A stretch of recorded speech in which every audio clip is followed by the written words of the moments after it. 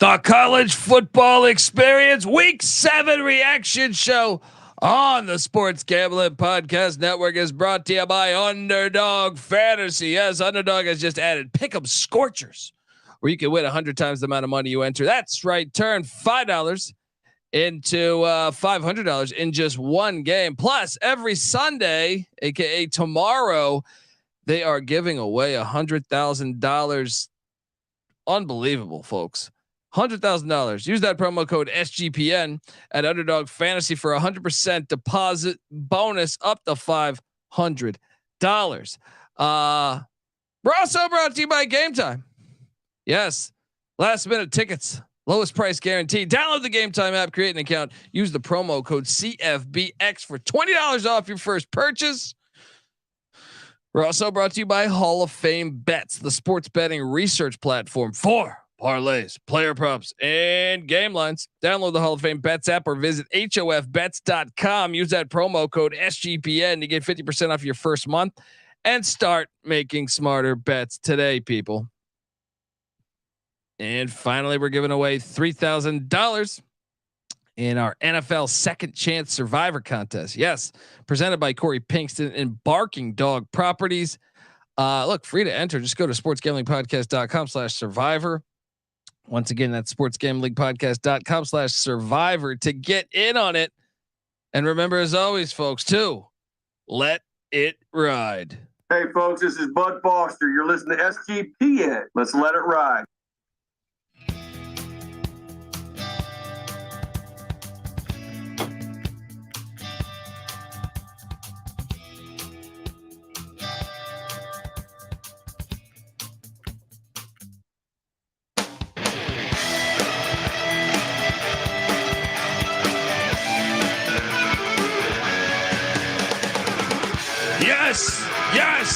Yes. Woo! Welcome to the college football experience. Week 7 reaction show. Oh, I mean, I've been pretty fire on a lot of my picks today, but we got a lot to talk about because currently we do have a couple games that have not finished. UCLA scored to cut it to 12, 3 minutes left. And I guess there's still a tiny bit of hope if you're a Bruin fan. Also, North Carolina up 17 on Miami, 3 minutes left as well. And then one that I am losing money on is UAB getting beat down in the Alamo Dome, 41-20. And we also have Boise State up 17-0 on Colorado State. About a minute left in the second, and the Aztecs are up 3-0 in the first quarter at Hawaii at the Ching Complex Center. Bring your membership. Perhaps you're wondering who the hell you're listening to, and that is a fair question. My name is Colby Swinging Database Dad, aka Pick Dundee. That's not a pick. This is a pick. He was raised in the land down under, where a man thinks on his feet, speaks with his fists, and lives by his wits. When Dundee happened, he was a superstar. And you're nothing but a chameleon, lemon-headed, coward, tailless pussy. And I'm after you, buddy. You're going to pay for it. Good night. I mean, I should have had an even better night, but I had a pretty good fucking night. I'll put it like this. I'm kicking ass right now. I'm up about solid couple grands. Okay. Yeah. You know, I was just telling Colby that, we got this great website that we use. Yep. Tally site. Oh yeah. Fantastic. Line up everything for you. Oh yeah. Give you the best odds available to you, to make really, really educated picks. But there is an element that has been missing from my picking, which has been the competition with you and Nick. Just because I don't sit there and review your picks with a fine-tooth comb as much as I used to. Well, we do a show together. You should just kind of tail me. I'm not going to tell you for shit. What I'm going to do is outsmart you. Right? But what I will say is I want to start peeking at what you do a little more, because I do think over the course of the season it informs, and obviously having these conversations, but I think looking a little more closely. So moving forward, I'm gonna be eyeing you, buddy. Well, buddy, you should be. Shout out to Welcome to UAB, longtime listener, good, one of my favorites. He wants to jump in front of a train because he's a UAB Blazer fan, and I bet on UAB, and I'm sure he might have put a mortgage payment or two on the Blazers, and it does not look like it's gonna hit. It's not over yet. Stranger things have happened, but yeah. So wow, I mean, what a wild day that we have. We have a lot to talk about, and yeah, I mean, look, I am joined by my co-host. Give it up for former JMU Duke defensive back, the burrito eating, sideline kiss stealing, wheeling and dealing, Patty C in the place to be. Hi-oh. Oh boy, I mean, football's back, baby, and I know Rob Donaldson's talking about it in the chat. Football. There were some moments. There was a moment. I don't have Noah with me here. Did you see that targeting ejection by the Rutgers defender on 4th and 3 or whatever against Michigan State? I did. I saw that after the fact. What do you want? I mean, this is a running back. Running backs are allowed. I believe they should fire those referees. Like they should be accountable. You took somebody. You kicked him out of the game where he probably has to miss next week too. I forget what point. It might have been in this. I think it was in the first half. So he doesn't have to miss next week.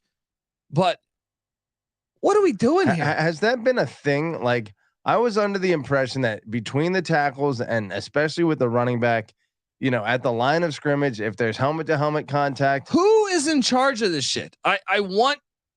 What do we got to do? I got to write my fucking senator. What do I got to do? Right.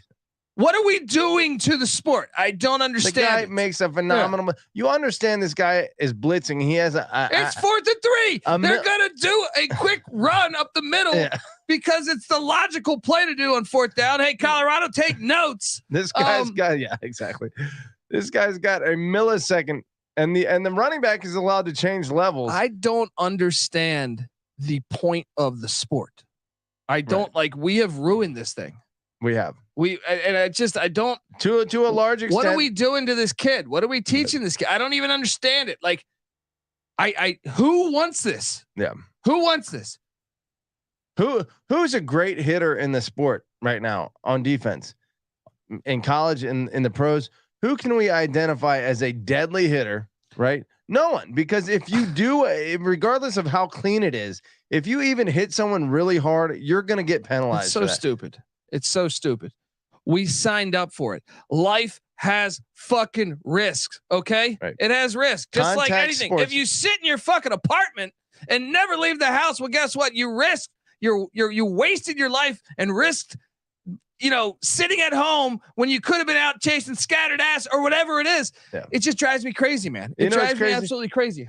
Who's for this? I don't know who. I've never met one person that says that should be called. Well, I've seen a lot of douchebags online. I mean, that's true, but those guys I don't think play football. Yeah. You know what I mean? Yeah. That's the problem. Football got so popular, it brought in the fantasy football fan that's like never played football, not even like a pickup game on on blacktop or on the field. Yeah. You know what I mean? And once you bring that in, it's a slippery slope. It can be ruined, unfortunately.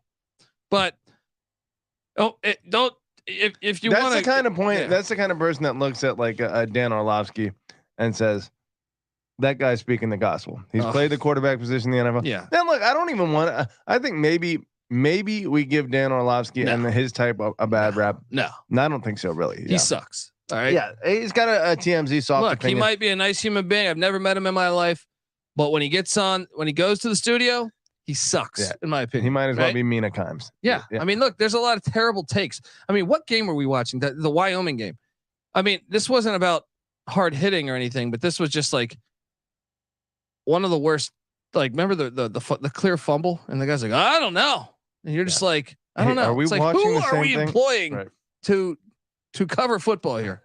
Anyway, we got a lot of complaints. I like bitching. All right, folks, we got a lot to talk about, and before we do that, I want to tell you that the College Football Experience Week 7 reaction show is brought to you by SGPN Second Chance Survivor. Look, in life, just like I was saying, if you sit in your apartment all day, you don't go out and do shit, you know, you're going to die 95 years old, you know, and you'll be thinking, oh, I'd lived, you know, and then when you turn like 95, you're going to realize that you actually probably from like 75 to 95, you're going to realize that you wasted your life.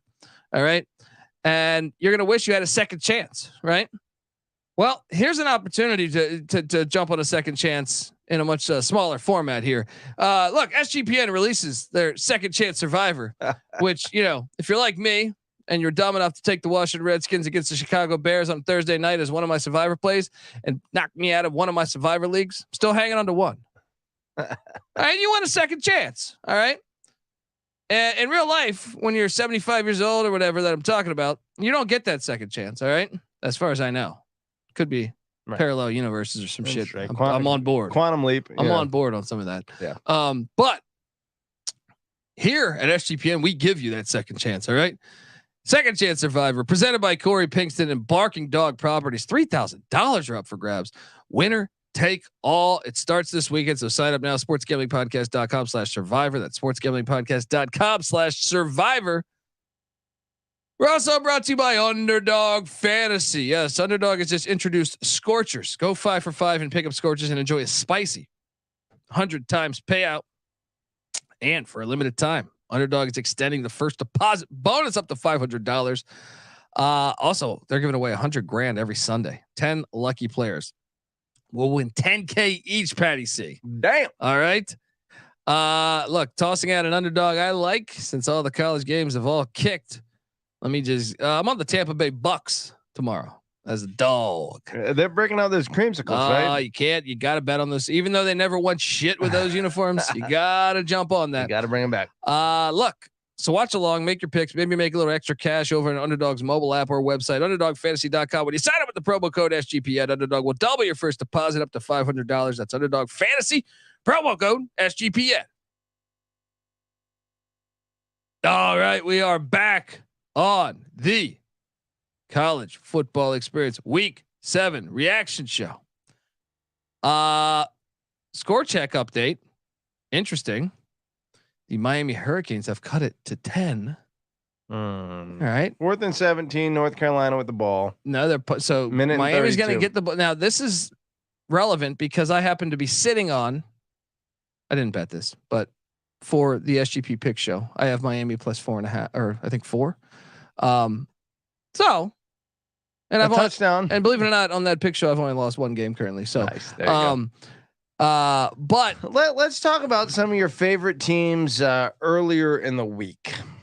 Namely East Carolina on fire Mike Houston Thursday. You guys put them all in. First it was Duke, NC Nick's boy with Scotty Montgomery. Then you give us this Mike Houston piece of shit. All right. I'm joking, Mike. I like you, but rolled 31-10 on Thursday night. They by suck. SMU. Dude. They suck. How do you not go get a better quarterback in the portal? I watch FCS, Patty C.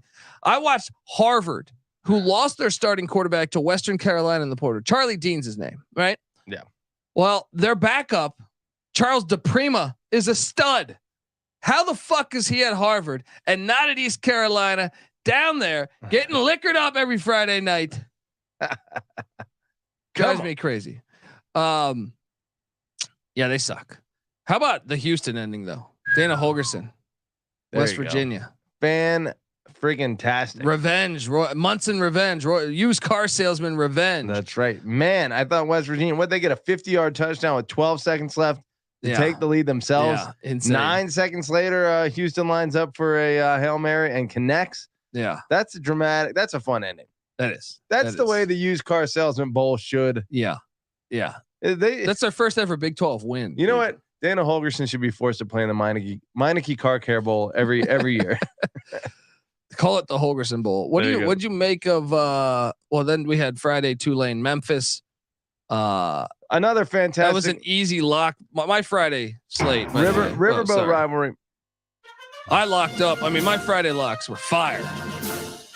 Tulane, Memphis, and we had a Tulane player pissing on the Memphis field. I'm very excited about this pissing revolution that we're having amongst college rivals. football rivals. And I'm too far. No, I'm very on board. No, it's not too far. I'm waiting for someone to take a shit on the stadium. Yeah. Go to the middle of Ohio Stadium in the middle of that. Oh, you got a target right there. People don't know this story, but Dean Steinkooler once took a shit on the Colorado Buffalo back in 1982. He picked up buffalo chips. He's throwing them around the field. Anyway, yeah, I hit on Tulane. I also hit on Fresno State. That game was a sweat. That was a legit sweat. 4.5 point spread on that one. And then I thought I was cooked because Colorado was up 29-0. You took Stanford. I took Stanford, and Colorado's up 29-0. I'm like, damn, I didn't think Stanford would be this bad. I thought to be able to move the ball in Colorado. Well, after some halftime adjustments, but unfortunately for the third quarter, I did not tune in. Yeah. I told my wife we can watch something else because I think we have this. Yeah. And then I was updated. I was, monitoring it on my phone. Yeah. Well, I don't know. We're watching, I don't know, fucking Golden Girls or something. I don't fucking know. Whatever. And then I realized we got to put the game back on because Stanford scored like 20 in the third. And then I watched a classic and just a complete debacle by Colorado. I hit on this at the beginning of the episode. I don't understand the whole pandemic of football teams that insist on being from the shotgun from the 1 yard line. It's a problem. It burned what? It burned Wyoming tonight. It burned Colorado last night. It burned. I mean, I just don't understand it. Right. It doesn't make sense. Yeah. I mean, yeah. You're starting to play now 4 yards behind. Right. You take away on third down. You should just run backwards 3 yards. You do take away the possibility of the quick hitter, which is so much of what play action at the goal line is based off of, and if you're spreading the field at the goal line, they're stacked deep. So even if they don't get great penetration, it's unlikely that you are able to, push through their whole defense, which has 2 yards to come up toward the goal line. Right. And then obviously as far as spreading the field, if you have like 4 wide receivers, there's not as much field to spread around. It's just not a great. Jacoby Bryant saying Cowboys should be in the pistol. I do like that. It's got a nice ring. You know what I mean? Yeah. I know what he's doing there. I mean, what would be even more like close range of a gun than, the shotgun ironically is a close range gun versus the pistol. But what should we call under center? That should have its own gun name. Yeah. The cannon. The PP7. PP7. I don't know what that Remember means. James Bond? Wasn't that one of the guns in the video game back in the day? There you go. I could be full of shit. Guys, either way, Stanford, huge win. Troy Taylor and Shador Sanders. What are you doing throwing that ball? Because it probably would have went to another overtime if you did not throw that ball. But why are we throwing when you need 1 yard?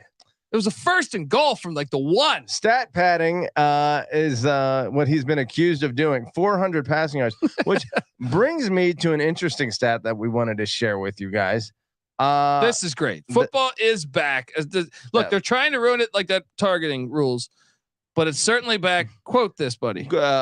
Say it. Let's give love to Jim Harbaugh too. Can I go? I'm going to go right. Yeah, Jim Harbaugh. Shout out to Jim Harbaugh, even though he never schedules anybody. But how about this? Oh, look at this. Well, okay. All right. Here's the stat for you. Reveal this. The top 10 passing leaders of the week, right?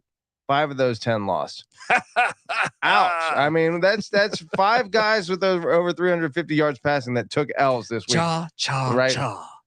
Rushing leaders, the top 10 rushing leaders, assuming Boise State, who has a 14-point lead, 17-point lead, holds on. All top 10 rushing leaders will walk away with the W this weekend. You see, sometimes you zig and other times you zag. It's the Kirk Cousins effect. You know, you might put up monster numbers, but if you're throwing for 10 yards when you need 14 on third down, it doesn't fucking help. Yeah. So Colorado's probably not going bowling. They're 4-3 at the bye. Still, we already cashed the over. It's still possible that they could. I could paint you a picture that they could, but I don't know. Let's not talk. Colorado's one of my teams, but I'm saying the whole world talks about them nonstop. Let's jump over to Saturday's action, Patty C, because Georgia 37, Vanderbilt 20. Patty C, is Georgia for real? This game makes you question it because Vandy has had some pretty terrible performances so far, and Georgia was only up 30-20. What was that in the fourth, or was that later in the third quarter. Either way, it took Georgia a while to pull away in this game against a pretty subpar competition. And you think they're probably the worst team in the SEC, right? And Vanderbilt? I think they're a bottom 5 Power 5. Yeah. They might be the worst Power 5. Yeah. And for Georgia to be within 10 points of them. But this is Georgia going back to Georgia and fucking around, right? You would think, but a team that fucks around is not a team that wins championships. I don't think typically, Well, I don't know. College football, you can schedule light. You're seeing proof that, who knows if Michigan would have made the playoffs last year had they played at UCLA with DTR. It's true. I mean? Well, I'll say this, you can easily see, this is why we want a 12-team playoff. And actually, this is why we want a larger than 12-team playoff, is that because you can manipulate your schedule all the way to the playoffs. Yeah. We've seen this happen all the time. You can get in, but I mean, I'm not sure 100%. I would have to go back and check on this, but I feel like being battle tested does pay dividends in the playoffs. When you have to do it week in, week, or for a few weeks at least. Sort of. I feel like sometimes you get injuries though and shit like that. Yeah. There's probably been a few teams that have never been challenged that just waltz their way toward a championship.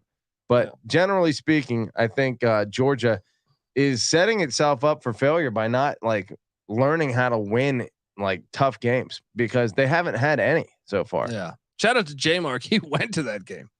He was there in the construction zone with the hard hat and everything. Go listen to the Old Fashioned Football podcast. That was a great shot you showed me of the cameraman, the Vanderbilt cameraman wearing a hard hat at the game with the fucking the construction vest. You got to be safe. Gotta love the construction. Well, you got to follow safety procedures. That was a Georgia home game. Did you see that crowd? It was all Georgia fans. Yeah. Well, what would you expect? Nashville, that's not that far. I mean, come on. Yeah. At least pack. Have a little pride. Schedule some more workers. At least don't let the student section be red. Yeah. Put them a few more hard hats in the crowd if you have to. You can go to Home Depot with a couple $100 and end up with a crowd. People. You know what I mean? Let's go. I mean, so you're buying in that Georgia's the best team in the nation, Patty C? No, I'm not.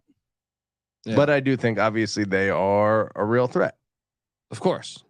I do think it's very nice to be able to figure out and work out all your kinks against lesser competition. But like I said, by the same token, I do think you kind of need to be challenged a few times to be ready for the playoffs. Perhaps we'll see. Yeah. I don't know that I fully am all the way on board. Yeah. Let's talk about one elephant in the room. Your boy Dundee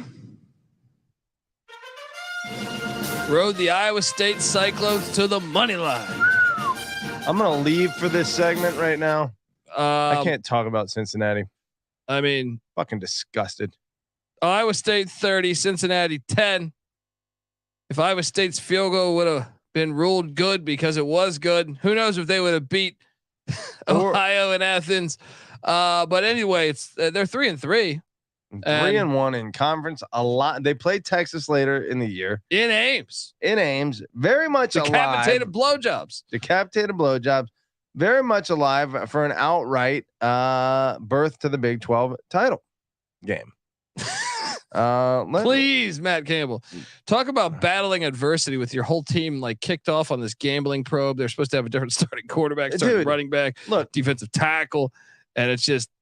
It was never more evident. I've gone over this back and forth with you a bunch of times, and I've stated Cincinnati's total yardage statistics, which I think is an important thing. Moving the ball and stopping the other team from moving the ball is a huge part of what coaching is. But you have argued and consistently argue that situational coaching and mistakes and all these things that are other aspects of coaching are huge. I rarely think that those are as important as the ability to move the ball and stop the other team from moving the ball. But today, and with Scott Satterfield almost every week, they are so with Satterfield in particular. It's every time there's a big play, he has a penalty, right? Or he gets tricked. He got outcoached by Matt Campbell so bad in every single tough situation. It was clear that Campbell was a far better coach. Yeah, he is. And 364 to 214 in total yards in favor of Iowa State. So in that respect, they were a far better team too. Yeah. Now I did lose money on Georgia, by the way. I want to be honest with our listeners. It was, I did lay the points because Vanderbilt hadn't scored on Georgia in 4 years. So I thought, let me throw some money on the Bulldogs. I lost money there, but I hit on Iowa State. Also, Patty C, Alabama, Arkansas. Bama wins 24-21. Bama's suspect. They are so suspect, dude. I mean, look, I know they got up like 24-6, but hold on. One of those touchdowns was on a 3rd and 15 on a complete busted coverage where like Arkansas shit the bed there, but also Arkansas had a I think it was a second and 10. They're close to midfield. The running back trips on the turf, gets a 2-yard gain, right? The next play, KJ Jefferson gets sacked. But during that 2-yard run, had he not tripped on the turf, it was going to be like a 20 to 30-yard run, right? Yeah.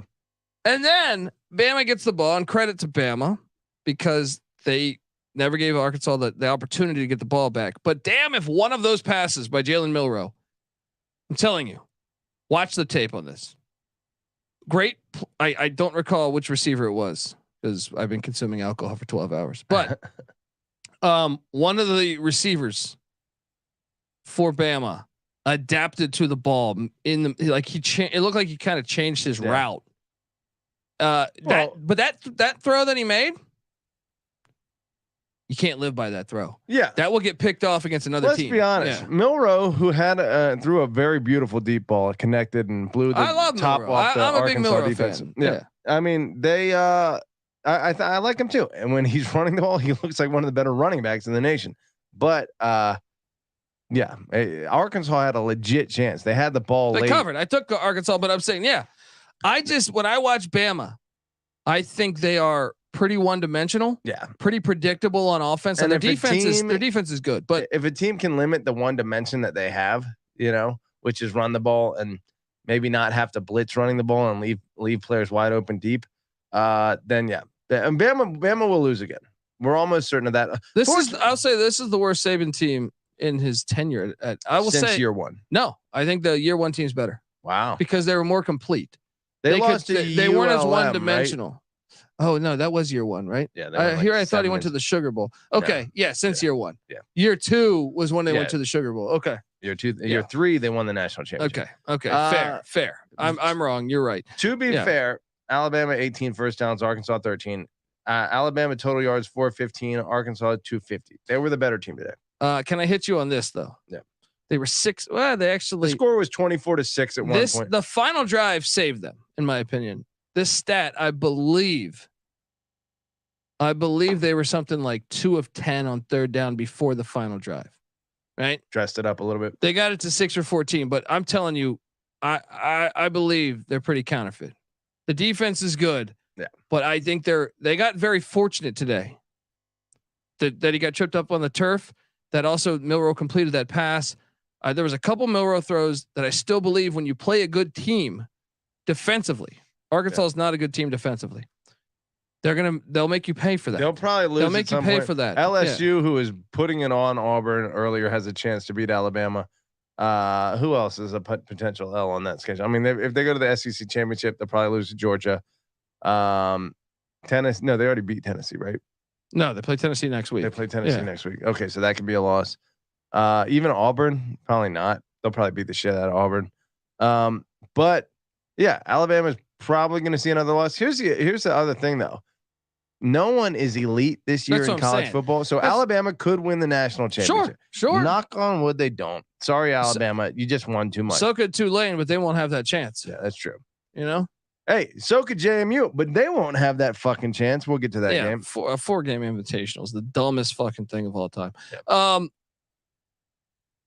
Florida State 41, Syracuse 3. This game was on my TV on the quad box that I was watching in the morning slate. Never looked at it once. Just looked at the score, glanced over the score, saw Florida State up 10-0. I watched it. I saw Keon Clark highlights or Keon Coleman highlights rather. Keon Clark, the old UNLV running reb. That catch was incredible. Yeah. And I mean, look, if you're a Florida State fan, you dominated. Highlight your NFL draft highlight film and shoot you up a whole round. Fucking stud. That was one of them. Yeah. The fact they were able to get him was a huge addition. I still I'm going to say this, Patty C. Well, no, let me save it for later. But nice win for Florida State, 41-3. Syracuse offense is terrible. Other good players are out for the year, but it doesn't matter. Even if they had those good players, they would have lost in Tallahassee. Yeah, that was. But this is the protected rivalry. Yeah. Glad we protected this one. Yeah. Florida State, a little bit of a Jekyll and Hyde situation there. Sometimes they look phenomenal. Sometimes they look completely counterfeit. How does the team roll LSU and squeak by Boston College? Then, week to week, you never know. They're going to lose eventually. They will lose eventually. I'm pretty sure Florida State will not be your 2023-24 national champion. Yeah, I'm not really, but I mean, they could. That's what I'm saying. The field is open. As much as I am not sold on them by any means, but every team has their flaw from a talent perspective. When you go like position by position, I'm like, why couldn't they? Right. If that team the right balls, game plays, right. I feel we've seen them at their best, and they're awesome at their best. Temple 14, North Texas 45. I didn't bet this, but I did take Temple. EJ Warner didn't play. North Texas blew them out. Temple only scored 14 points. That was pretty surprising to me because North Texas, I believe, to be pretty shitty. Nice win for the Mean Green. That's a different program than they were 10 years ago. Yeah. You can thank Seth Luttrell for that, even though they fired him for being their best coach ever. Yeah.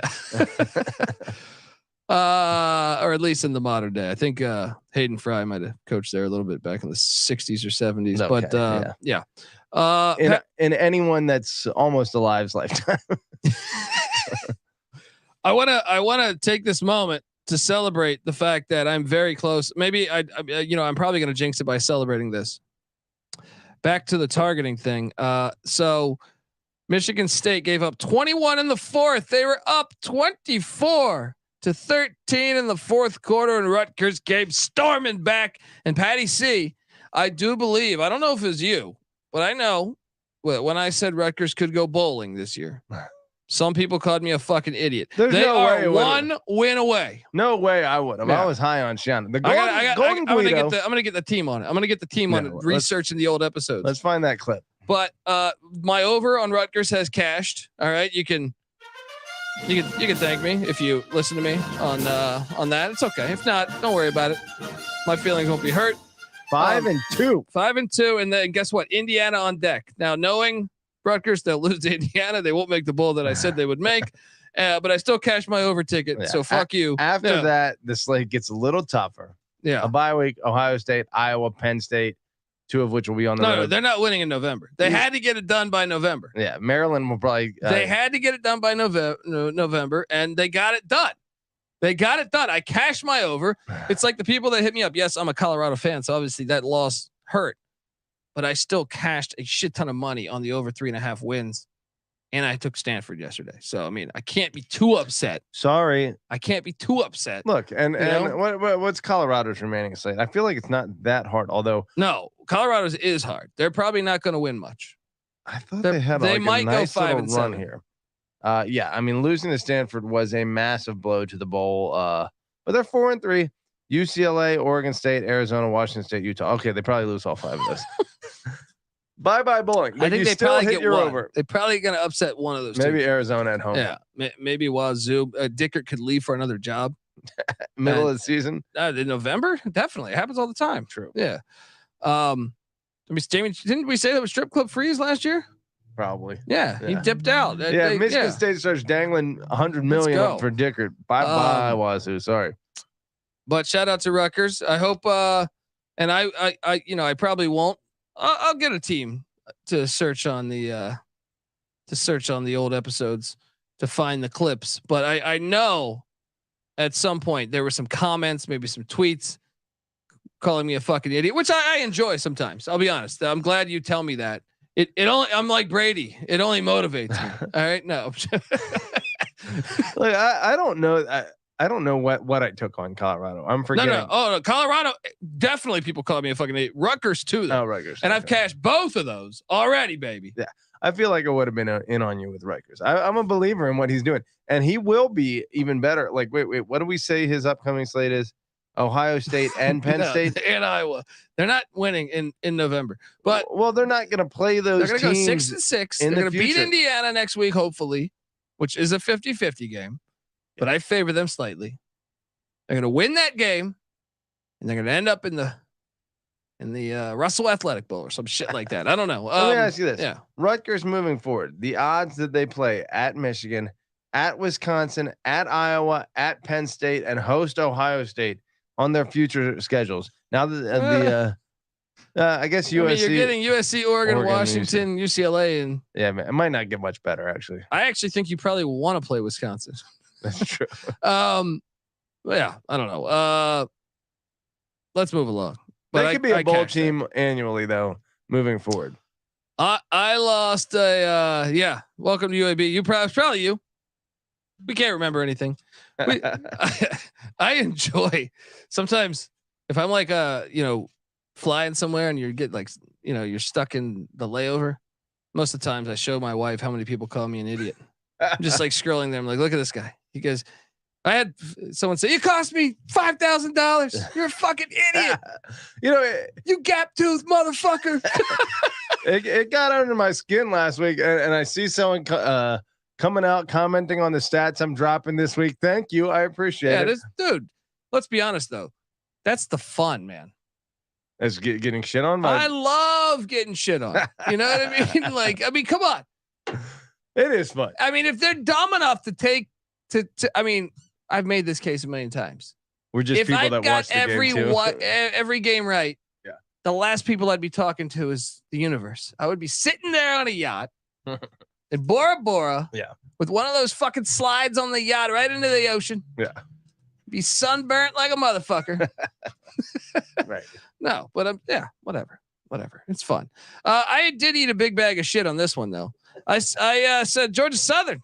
I'm betting on Georgia Southern. They're live against JMU. Whoopsie. Oh my good Lord, dude. Okay. I have a big issue. I took JMU, but I thought it was going to be a lot closer than that. I thought JMU would barely cover that spread. Dude, JMU should be in the top 10. They do look pretty fucking good. I'm not going to say, the level of competition is nowhere near like elite, but a lot of these elite teams, Georgia, Michigan, they haven't played that much. I feel like JMU has played the most coming into the week. They played the most road games in the country. And believe it or not, I believe coming into the week, I think all of them short of Virginia were a winning record, right? 500 or better. And the second half of the schedule ain't getting much easier. Let me get that pulled up for JMU. And they beat Virginia. All right. It did take most of 4 quarters to beat Virginia, but so did it take most of 4 quarters. It took overtime for NC State to beat Virginia. Trizzy in the chat says, "Was Patty C controlling the remote?" We had JMU on the pupil of God's eye, the big screen, and what it was Alabama opened it up. I think against Arkansas and Penn State. I'm sorry, yeah, not Penn State. Ohio State was taking on Purdue. The 9 a.m. slate was a little weak. So, but the 9 a.m. slate. The 9 a.m. slate had the top 4 teams in the country. But Alabama. They were mostly blowouts. Yeah, that's what I'm saying. So JMU kind of found its way in there. We true up JMU, Georgia Southern, and that was a blowout. And then you kind of bounce around everything. When you're on the pupil, you kind of just go all around. Yeah. But look, Troy, that's looking like a good win. They're sitting there at 5-2. South Alabama's blowout win over Oklahoma State is looking better and better after Oklahoma State beat Kansas today. Those are some decent wins. Utah State, Georgia Southern was 4-1 coming in the back half of the schedule. Marshall, ODU, Georgia State, UConn, App State, and Coastal Carolina. No real super layups. Georgia Southern played Wisconsin a lot better than JMU. JMU's better than Wisconsin. Next, Georgia Southern played Wisconsin a lot better. Wait. Oh, yeah. It's true. Yeah. Look, JMU, they're not going to get a chance. At best, we're going to get probably a shitty bowl game. We should start demanding that they play Liberty in a bowl game. As a system sucks. As a country, JMU has gone on the road and earned it. They can't even play in their conference championship. Yeah. If they run the table, I'm writing my senator. Colby made an interesting point that every team, if Georgia loses to Tennessee on the road, which is looking like a real possibility, if Michigan loses to Penn State on the road, which is very possible, Who else is even undefeated that could end up with with a loss? Washington will probably end up. No, Whoever comes out everyone of the in the Pac-12 is going to have a loss or two. Yeah. Yeah. Oklahoma might lose at some point. They're going to lose. You think at some point? Yeah. TCU looked pretty damn good today. Yeah. So look, if everyone goes fucking one loss and JMU's undefeated, the Flamin' Libs, Liberty will be undefeated. I mean, I guess they got the Hilltoppers. Still got the Hilltoppers. It's a sneaky game. JMU versus Liberty is the real national championship. And explain why again. Because they're both James undefeated. Madison against give me liberty or give me depth. That's So fucking. This is you sent me a text at like 4 a.m. breaking down former presidents of the United States. I wanted to say, JMU, give me liberty or give me death, but it turns out Patrick Henry is quoted as being the anti-Madison. So he's sitting there saying, let's start this. Give me liberty, give me death. I am Patty C. So I say, give me JMU or give me death. What about Falwell versus Patty C? Hey, I'm in. Let's have this war right now. Look, I watched that documentary. Patty C. He'd probably invite you in to come fuck his wife. He'd jerk off in the corner. All right. Anyway, Falwell might be a good time. Let's be honest. I don't know. Awkward. I don't know. I don't know that that's a good time. I'd be like, what do you want me to do? Look, you're not in the cuck shit. I am, different strokes for different folks. Big win for JMU though, man. I mean, they look really good. It's pretty impressive. They look really good. Speaking of looking where really they good, are, yardage wise, we said they were what coming at like rushing yards. Let me get that pulled up. No, I thought they're number one on the defense in sacks, right? Well, they're number one Something in the like nation in rushing yards per game. I don't know if this calculated. Dude, they are physical, man. 38.6 rushing yards per game they're giving up. Yeah. They're nasty. Fuck you. Yeah, they're nasty, man. Yeah. I was impressed with Ohio State today. Man, I know Purdue sucks, right? But at the same time, I was impressed with Ohio State today. They, Purdue got to like the inch yard line. They stopped them on a 4th and goal.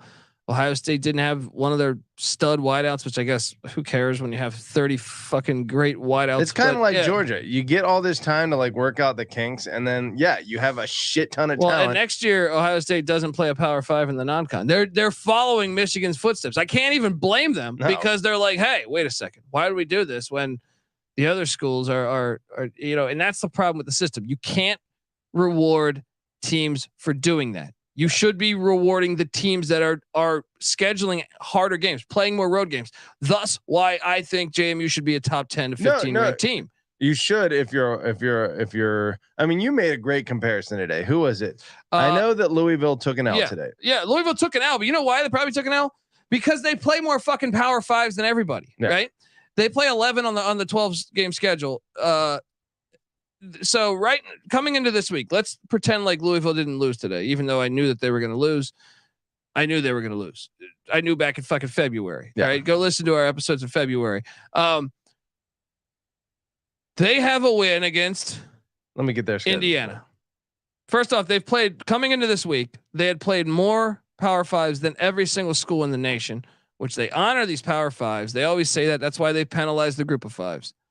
But they had a win against Indiana, just like Ohio State had a win against Indiana. Now that win was only by 7 points. Yes, but they were up by 3 touchdowns. Ohio State won by 19. They were up by 21 though. Yeah. All right. I understand it Even came close. Still, let's use final scores as our guide. Okay. Here. Okay. So edge Ohio State on the first head-to-head matchup. Well, then they had a game against Notre Dame. They both played Notre Dame. Yeah. Louisville beat the shit out of Notre Dame. That score, Louisville. Now, what was it? That was at the Shack. 33-20, and it wasn't even as close as that. Yeah. Ohio State beats Notre Dame 17-14 on the last play of the game. Edge Louisville in a more important game. Well, here's the thing that drives me crazy is if you have those two, right now the pollsters are honoring, okay, then it's like, well, what are Ohio State's other wins? It's Youngstown Maryland. State. Yeah, Youngstown State, Western Kentucky, Maryland, and Purdue. Well, Purdue hadn't happened yet. But so you had those three, and I'm like, wait a second. So you have a Conference USA team, a FCS team, and Maryland. But if you look at Louisville's, they have a win at NC State, which since Ohio State hosted Maryland, I would say that's kind of a wash. NC State was 4-2, Maryland's 5-1, but it was on the road at NC State. Louisville got it done. But then you're like, wait a second. So then it's just Western Kentucky and Youngstown against Murray State, Georgia Tech, Boston College. Yeah. Two Power Fives. Georgia Tech's 3-3, just beat a ranked team in Miami. It just makes no fucking sense. All things considered, ultimately pretty comparable schedules. Pretty comparable. Pretty comparable, but I would say Louisville has the better resume. Based on it. It's not even comparable. Louisville's played the tougher games and they have the better wins. But Ohio State number 3, Louisville number 15 coming into the week. Ridiculous. Now we all knew Louisville was going to lose this week because you can only do that shit so much. Yep. All right. And we know, like, obviously we would take Ohio State to beat Louisville at a neutral site, but I'm just saying. Right. Our argument, as always, is that the AP poll should not be a predictive metric. Well, the more times you test yourself, the more times you're going to lose. It should be and if you don't test yourself, that it's stupid. But anyway, let's continue. Let's continue because save that for the database top 25 episode. Ohio State looked really good. They won 41-7. Purdue looks fucking terrible, but Ohio State's defense, I think, was the one thing that really looked impressive to me today. Purdue's got a pretty decent offense. So yeah, it's a very strong performance by Jim Knowles and the Buckeye defense. So 41-7. Yeah. In West Lafayette. Not bad. Yeah. Then you have Eastern Michigan. We cashed on this. Eastern Michigan against Kent State getting it done. They return an onside kick to start the game for a touchdown. Hell yeah. Did they cover? Yeah. I don't think I took that. I think I took Kent State. I think Eastern Michigan covering anything. You don't normally lay the number, but when you get a situation where they're playing this terrible of a team, we went in heavy on the Eagles of EMU. Michigan. Colby Dent pointed out that Chris Creighton would have been a nice hire for Cincinnati. Made a lot more sense. Yeah, made a lot more sense. Michigan 52, Indiana 7. Indiana went up 7-0 on a trick play. Michigan scores 52 unanswered. That's the second week in a row, or maybe the second in 2 weeks there, that the other team is scoring early, and you're like, is something wrong with Michigan? So, not even halftime adjustments. It's like first drive adjustments that Michigan makes, and for whatever reason, they're completely unprepared on a weekly basis for the first, drive of the other team's game. But then they put the shot. I mean, really, who cares? Yeah, Indiana's not going to be able to keep up with you. Well, you know why I did think they would cover 35 or whatever the fucking number. You know why you should care is because a team like Indiana, that's a 7-point deficit. A team like TCU, that's of last year, a 21 or 15, 16 point deficit. And it makes it a lot harder to come back. Michigan did come back, but it was too little too late. So Michigan needs to fix that problem of going down early, or at least being in that's a valid point. Yeah. By the way, back to the Alabama game, Patty C. Look, this is a 3rd and 15 here. I'm watching it on the screen here. 3rd and 15. How the fuck does someone get this wide open? That is a terrible defense. It's a coverage bust. If you listen to our morning show, I leaned Navy -3 against Charlotte, but I told you to bet the under. Oh, was I a fucking genius? It was 0-0 at halftime. Navy 14, Charlotte 0. Sorry, Biff Poggi. Navy gets the dub. I hope you cashed in, folks. Every Saturday morning, we are live. Let's go. How is it that Charlotte gave the other team in Maryland a bigger challenge than they gave Navy? Who's better, Navy or Maryland? Maryland. Maryland is better than Navy. Okay. I'm not there on Navy yet.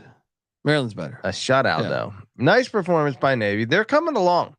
Yeah. I don't like Newberry. I don't like a backstabbing piece of shit coach. I don't want to put that energy on him necessarily, but those are the rumors that came out. You drinking? Be you. Yeah. All right. Well, let's start out. And look, Niumatalolo is kind of our guy too. Yeah. So Biff Poggi, it's gonna that tide's gonna turn. It's not gonna turn next. Well, actually, it probably will because you play UCU. Mike Houston is coming to town. So I'm curious as to how many total yards of offense were generated in this game. Actually, dead even 265 to 265. That is what you call a snooze fest. Football, baby. No, I loved it. I watched it. I had it on the screen. Watched every bit of it. Cash that thing, buddy. I had the under. That's what's exactly you want. That's must watch TV. Yeah.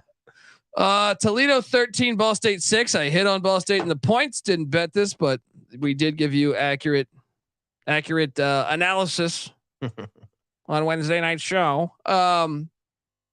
Toledo's the MAC is getting wacky already again. The MAC is such a fine wine to appreciate. You know, if you're into what's it like the Big 12 and Oklahoma dominating, if you're a person that checks in on the sport once every like 6 months and you go, oh, Oklahoma's winning again, I understand what's going on. Yes, I'm a fan of what's going on here. Then that's your sport, right? Or that's your conference. The MAC is like, you better have a really great like sense of who's doing what at any given time to understand what's happening. Toledo and Ball State. You can't lay a big number with the Rockets, man. Yeah, apparently. Unless it's Texas Southern. What are the MAC standings at this point? Let me get that pulled. Oh, they're bananas today. After today, I think they're pretty bananas. Miami, Ohio, both tied at the top of the MAC East, and Toledo alone at the top of the MAC West. Is that updated? Because Ohio lost today. We're gonna get to that in a minute. Because I lost a big old bag of cash on the Bobcats. I also did. You're right. I did sprinkle a little bit on Cal with the points at Utah. Now, CJ Sullivan, I know, was riding the money line in Cal, which I thought was a little reckless. But I thought, it's possible because Utah's offense is kind of stagnant with the third and fourth string quarterbacks. But man, we watched this game here, and I don't even think I should have hit. I just gave you a bad play there. You never win in Rice-Eccles. Utah 34, Cal 14. They were running Wildcat, Patty C. Well, yeah, that was a nice little touchdown. Look, what'd you say? Who's Utah's coach? Whittingham. Whittingham hasn't missed a day at the gym in 7 years. Yeah, you said he's a fucking maniac. He is Rocky in. I would pay Rocky so 6. much money to see him punch you in the face, dude. Who's a bigger old man badass? He's high in our Royal Rumble rankings. Yeah. I would say like. Especially after Herm Edwards retired, because we thought Herm maybe had something. Orgeron got fired, so you lost a lot of, a lot of guys that we thought could win the Royal Rumble. Biff Poggi does enter the thing, but he looks a little out of shape. So I don't know. So did fucking Charles Huff. I think is a guy Charles that could Huff's get it a real done. threat. Yeah, but no, Dusty Rhodes, aka Biff Poggi. Yeah. Poggi's a solid like underdog play. I think he might be able to get it done, but you don't have Whittingham has been like a 1 seed for like he's like Gonzaga or like he's that 1 seed that's going to be there every year. He'll kick your ass. Yeah. Let me ask you this: not Marcus Freeman, Kyle Whittingham or Kirk Ferentz, who has a tougher culture? Who's got the toughest culture in America? I want to say Whittingham, maybe. I don't know. It depends. There's a stat I got. They're kind of the same dude. They are similar. They are very similar. Miami, Ohio 34, Western Michigan 21. I didn't bet this game, but it didn't hit. I thought it would hit. But the Red Hawks get that dub 34-21. Nice win there. They're good, man. Pretty damn good. They're good. Chuck Martin, Brett Gabbert. Yeah. Let's go. So next up, I was shocked by this outcome. Look, there's a couple outcomes today that I feel like I was pretty shocked with the result. BYU 11, TCU 44. I lost a pretty decent amount of money on BYU. Yeah. They just didn't show up, dude. And TCU. Yeah. Maybe you never play Chandler Morris ever again, because this happened last year where Max Duggan came in, and this year, Chandler Morris is injured. Did you see this kid today? Josh Hoover throws for 439. Holy shit! Yeah. In fact, they got friggin'. He was the leading passer for the day, dude. 4 touchdowns. Fucking Jim Plunkett 2.0. Well, when you throw the ball 58 times, you probably should put up pretty good numbers. 2 interceptions. No, but he passed the eye test, man. He's like Duggan in a way. He's got wheels. He's got moxie. Morris is kind of lawn cherish. So it's like, I don't understand. BYU looked awful. They just did not show up. And I don't know if Morris is necessarily lawn cherish, although I haven't watched him enough to really haven't analyzed his style. To me, he just seems like quarterbacky. which in itself is kind of lawn cherry. But I was previously impressed with BYU's defense. I thought they'd be able to give some, especially with the brand new quarterback. What the hell? The line did stink to me though. I thought the line stunk a little bit, but I was dumb enough to bet a lot of money on BYU. I apologize to my clients out there. But if you listen to me, BYU has looked like a pretty good team so far. I mean, it's only their They got their ass whooped today though. I feel like TCU could have made it worse. They could have made it worse. Slovis, 15 to 34, 152. They could have made it touchdowns, worse. 1 interception. Yeah. Another one I was a bit surprised at. Now, thankfully, I didn't wager on this one. Was Troy 19, Army 0. Army got blanked at home. Yeah, that's one where you just throw your hands up. I kind of thought this would be like a field goal game. But once again, this is what you get for dilly-dallying with your fucking offense and trying to go all cha-cha-cha. You know what I mean? That's what you get. These are the football gods. The football gods came calling today. All right. They came calling on Thursday, this whole week. The football gods came calling with Holgerson getting the Hail Mary win against Dub V after being underappreciated. Yeah, Army, those 18 passing attempts you had today was really disgusting. Outrageous. Absolutely fucking disgusting. There's 51 rushes versus 18 passes. That was disgusting. There's a couple other ones. The gods came for a couple teams today. All right. There should be a limit to the amount of passes that service academies are allowed to throw in a game. Where should we put the cap? Like 15? No, 7. 7. It's at 10. No. What if it's a tough spot? What if they're down big? 8. Exclude Hail Marys. 7. Right? 7. Hail Marys. If you throw the Hail Mary, it's a pass.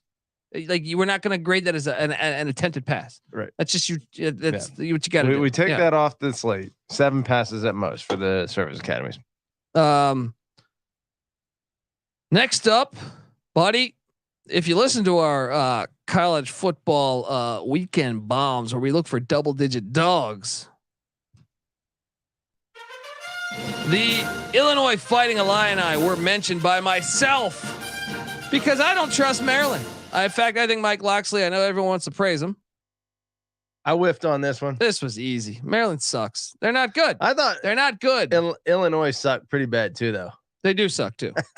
This is why I'd say you take the points, you sprinkle the money line, is because they both suck. The Big Ten sucks. I'll be honest. The Big Ten has like 4 good teams, and the rest are complete ass. Yeah. Illinois got the win. This was a nice payout, and I hope you listened to the show and followed us into the light. All right. Bielema's first. That's Illinois' first ever win against Maryland. Patty C. So I do have a future on, and this is there something to take away from that? Is that a huge accomplishment? Well, I guess. How many times have they played? This is the 3rd meeting. Okay, so they're conference foes though, Patty C. That's true. It's a big win to get. You always want to get a win against a team you've never beaten before. So look, I'm sweating out over 6.5. I still don't think I'm getting there, right? But now they're 3-4, right? Illinois. Yeah. Can I hit you with the remaining schedule? Who they got left?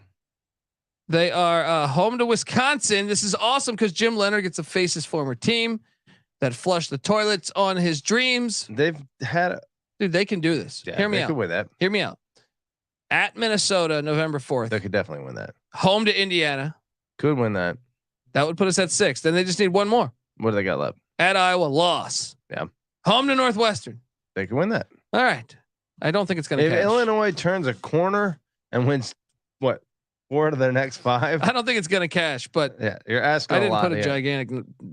I didn't put a 6.5. Yeah, 6.5. Yikes. Yeah. Virginia Tech. Shout out to Real Money Kramer's Hokies. We didn't see this coming a little bit. Virginia, Wake Forest has. I took Wake still at the end. I didn't bet this though. I took Tech.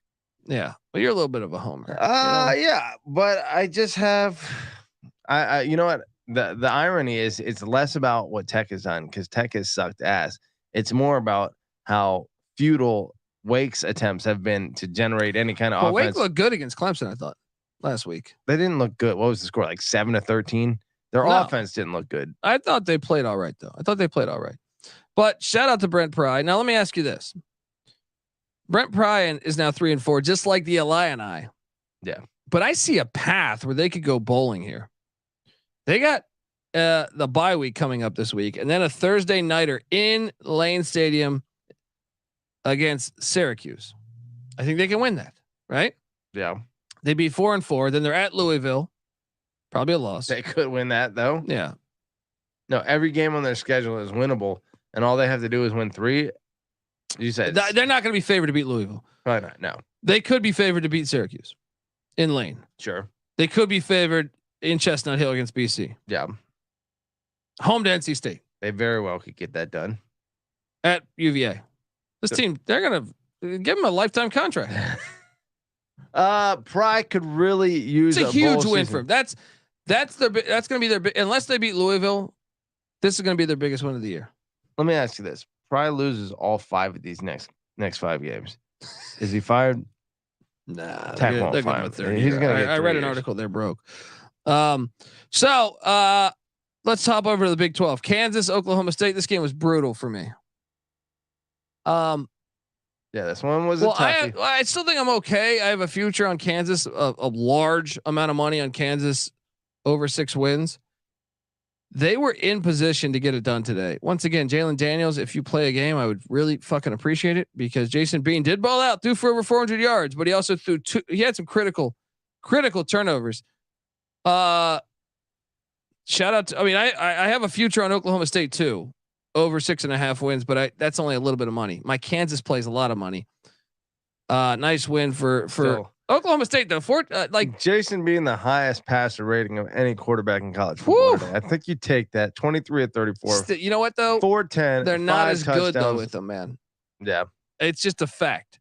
The offense with Jalen Daniels is just better. It's more efficient. Yeah. and more explosive. But at the same time, you can't really put that on the offense when the defense lets up 39 points. True. Well, some of Oklahoma those State- weren't interesting. I mean, Yeah, Yeah. I guess the 2 picks probably Yeah. led to some of that. Oklahoma State resurgent and playing. I like Jason Bean, man. I like Jason Bean. Yeah. I say the chat saying stop hating on Bean. I like Jason Bean. It's just I truly believe that Jalen Daniels was like a Heisman caliber quarterback coming into the year. Now it hasn't worked out. Even when he played, it wasn't as good as a year ago.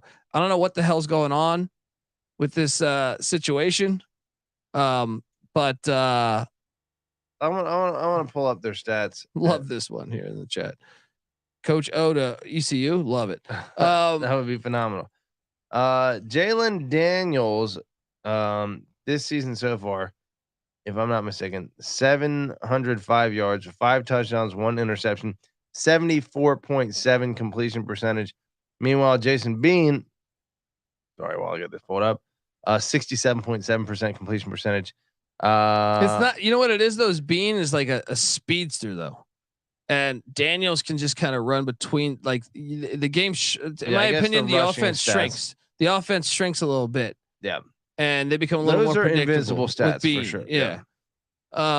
Shout out to OK State though, because I guess in a way I was in a win-win situation. But okay, I want to talk about one of the shittier outcomes for fan bases. The South Carolina Gamecocks had a 10-point lead with like what? Let me quickly. They had a 10-point lead with 5 minutes left. Patty C. Beamer tragic. 5 minutes left. They had a 10-point lead. Yeah. And they lose 41-39 to Florida. Florida had won 4 of 5, make it 5 of 6. Beamer blaming everybody. What is Shane Beamer as a coach? Who is he? He's a weird coach. I mean, I was questioning the hire in general. I know they had a great end of the season last year, but it was weird because he hadn't really earned, like he was a special teams coach, right? That's just rare. It's rare. You have to admit, but so is Dabo. Sure. No, it happens. It happens. I mean, sometimes. David Shaw. I'm not saying he shouldn't have been hired, but it was kind of out of the fucking blue to me. Yeah. 100%. Yeah, a beloved figure. Obviously, he's like his dad. Super gregarious, if that's a word. Yeah. Fucking coach. Person. They're 2-4 right now. Patty C. Can I ask what their final record will be if I rattle off the games here? Yeah. At Mizzou next week. It's a loss. 2-5. They also have a horrible history of losing in Columbia. That's their arch rival, right? That's their protected rival. Yeah. At A&M. It's a loss. 2-6. Yeah. Home to Rich Rodriguez and Jacksonville State. That's very well could be a loss, but I'll give them a win. Okay, so 3-6. Home to Vandy. That's a win. 4-6. Home to Kentucky. They might get one of those like games, but that's Probably lost. What was the final score of that Vandy Mizzou game today? No, Vandy Mizzou didn't play today. Vandy and Georgia. Kentucky Mizzou. Right? Mizzou beat Kentucky by like I think it was like 14 or 17. Yeah, I mean Kentucky, Where's that game being played? Columbia. In Columbia. Yeah. Well, maybe I'll give that one to Beamer. Okay, and then home to Clemson. 5-6, 5-7, probably. I mean, that by the way, I am on the under in the Gamecocks. Me and Terrell Furman. What both, was the number there? It was I believe 6. Okay, yeah. Well, you're looking. Might have been good. 6.5. They should have had this yeah. one. Dude. That pass, it deflected off of one receiver to the other over the South Carolina Ricky Pearsall. defenders. Ricky Pearsall, unbelievable. Hands, yeah. Yeah. I mean, that's a bad loss for South Carolina. If I had to grade the worst losses for the fan bases, that's one of the ones because you were up 10 with 5 minutes left. Look at Florida finding a way. Yeah. But I would say for every team that is rivals or even plays Florida regularly, Billy Napier eking out these wins is what you want to see. You don't want to see him get fired just yet because there's more wins to be taken from Florida. Yeah. They're a counterfeit program with Napier at the helm right now. They are. Shout out to Courtney Joe. Says, Mr. Dundee, you're the funniest dude on YouTube. And you know your sports. My type of guy. Amen, man. Amen. I appreciate you tuning in and I appreciate the kindness. Thank you. Fuck Patty C. I'm joking. We had a barn burner. What do we call this one? The Hoffa Bowl. Even though we found out that our intel, there's no reason to call this the Hoffa Bowl, but damn it, I'm calling it the Hoffa Bowl. Penn State 63, UMass 0. Anything involving UMass has some kind Gotta of have a bull. Kennedy related. 63-0. Me and NC Nick. We didn't bet this, but we did take Penn State. You took UMass. I took UMass. I thought they've shown up a few times this year. I thought Penn State they showed up. They threw for a cool 20 yards today. Really? Oh, God. Wait. They have to have different quarterbacks. They threw for 45. All right. It's not much better. That's a nice. God. Nice is Penn State. Well, they rushed for 64. So they did get over the 100-yard mark. 109. Nice. Nicely done, UMass. Is Penn State a national championship contender here? Sure. Everyone is this year. That's why a 14 playoffs idiotic. Yeah.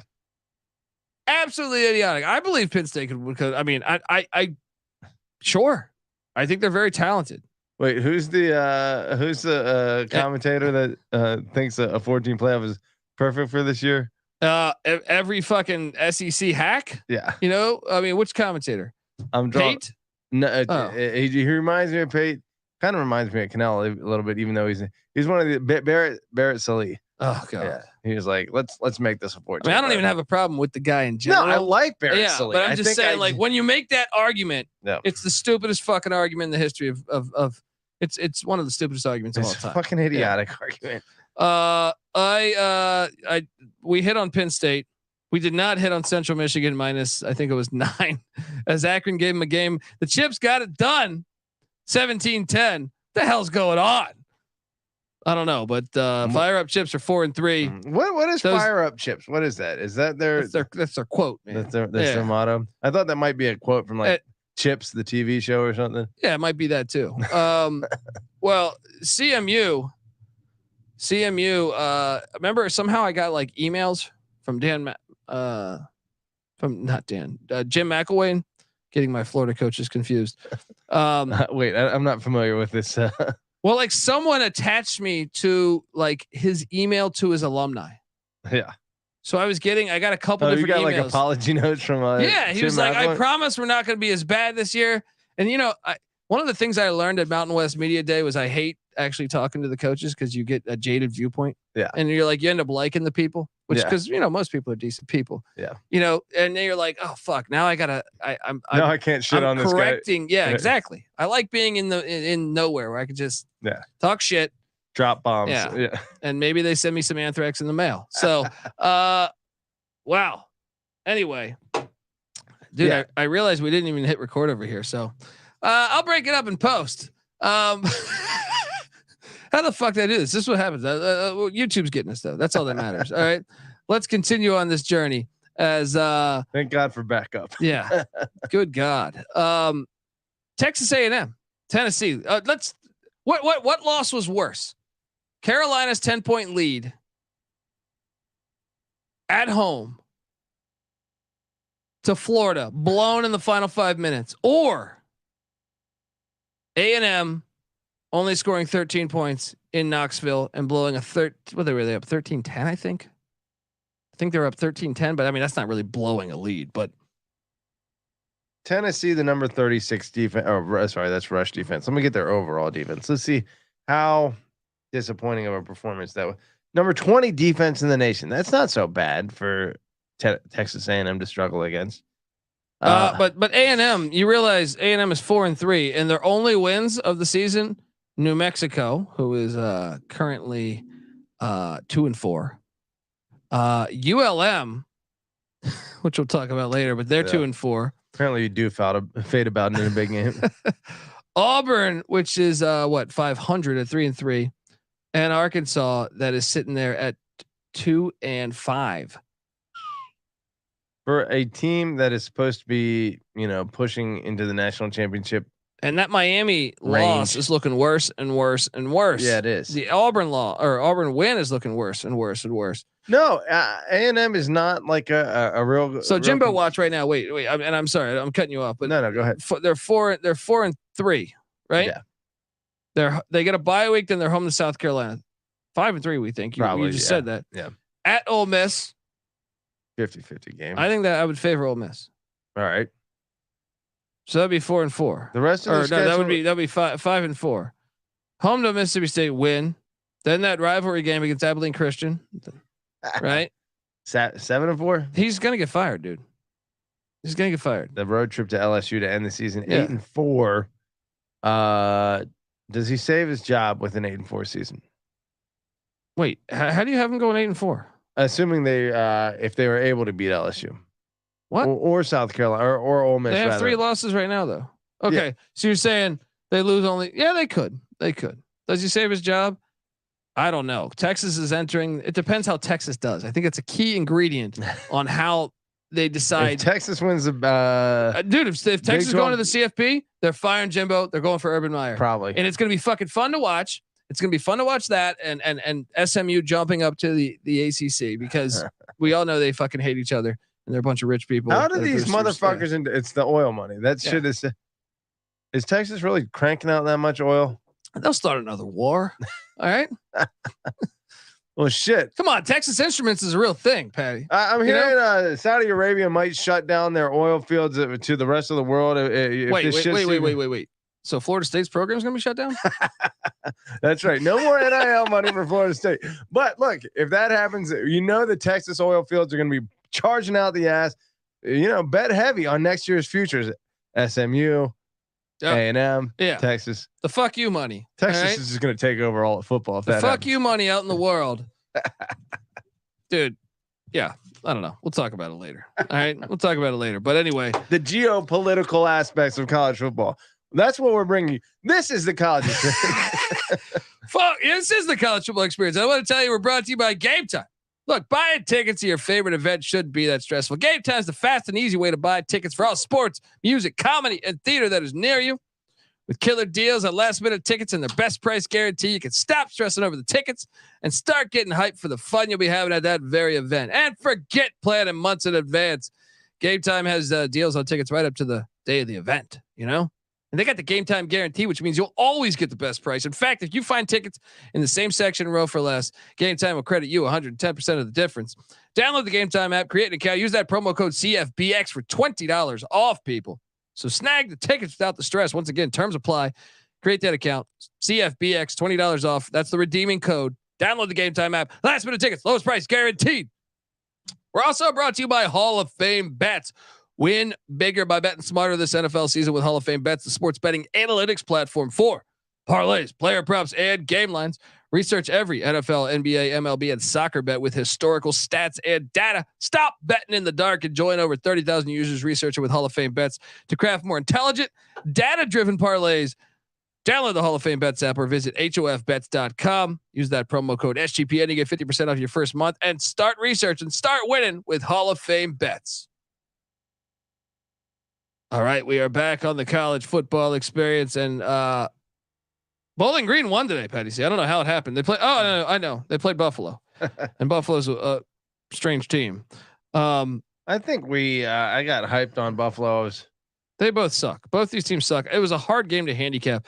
I took Buffalo because they had won 2 straight, but I didn't put real money on. Let me tell you this: on Tally site, I took Bowling Green because I had a moment of clarity when I wasn't being influenced by you guys on our picks and previews episode. I said Bowling Green's the better team. Lo and behold, they won. This is what I mean: is the gods were back with football today. The leading passer. That's what I was going down right there. Go ahead. Oh, the team passing. Yeah. Bowling Green passed for a cool 77 yards. Buffalo 71, and the better passing team did win, Patty C. Boom. So chalk that one up to That's right. letting the ball air out a little bit. Let it fly. It's good for a This W. is fucking hilarious. Old school football is back. Miss Lance Leipold much in Buffalo? Yeah. Just saying. Yeah. Just a little saying. detail. Maybe you should have hired his offensive coordinator or one of his coaches. I mean, I have nothing against Maurice Lindquist, but clearly Not quite the they same aren't looking resume great. as old Leipold. Let's talk about this one because your boy Dundee. I took the Washington Huskies minus 2.5 points, and whoo, the sweat was real in Seattle. And I will make the case yet again that I think Dan Lanning is not a very good in-game coach. Do I think He made some questionable decisions. The same shit that happened last year. People, if you don't remember last year's game, it was in Autzen, and Dan Lanning went for a 4th and 2, if memory serves me correct. I could be 1, could be 3.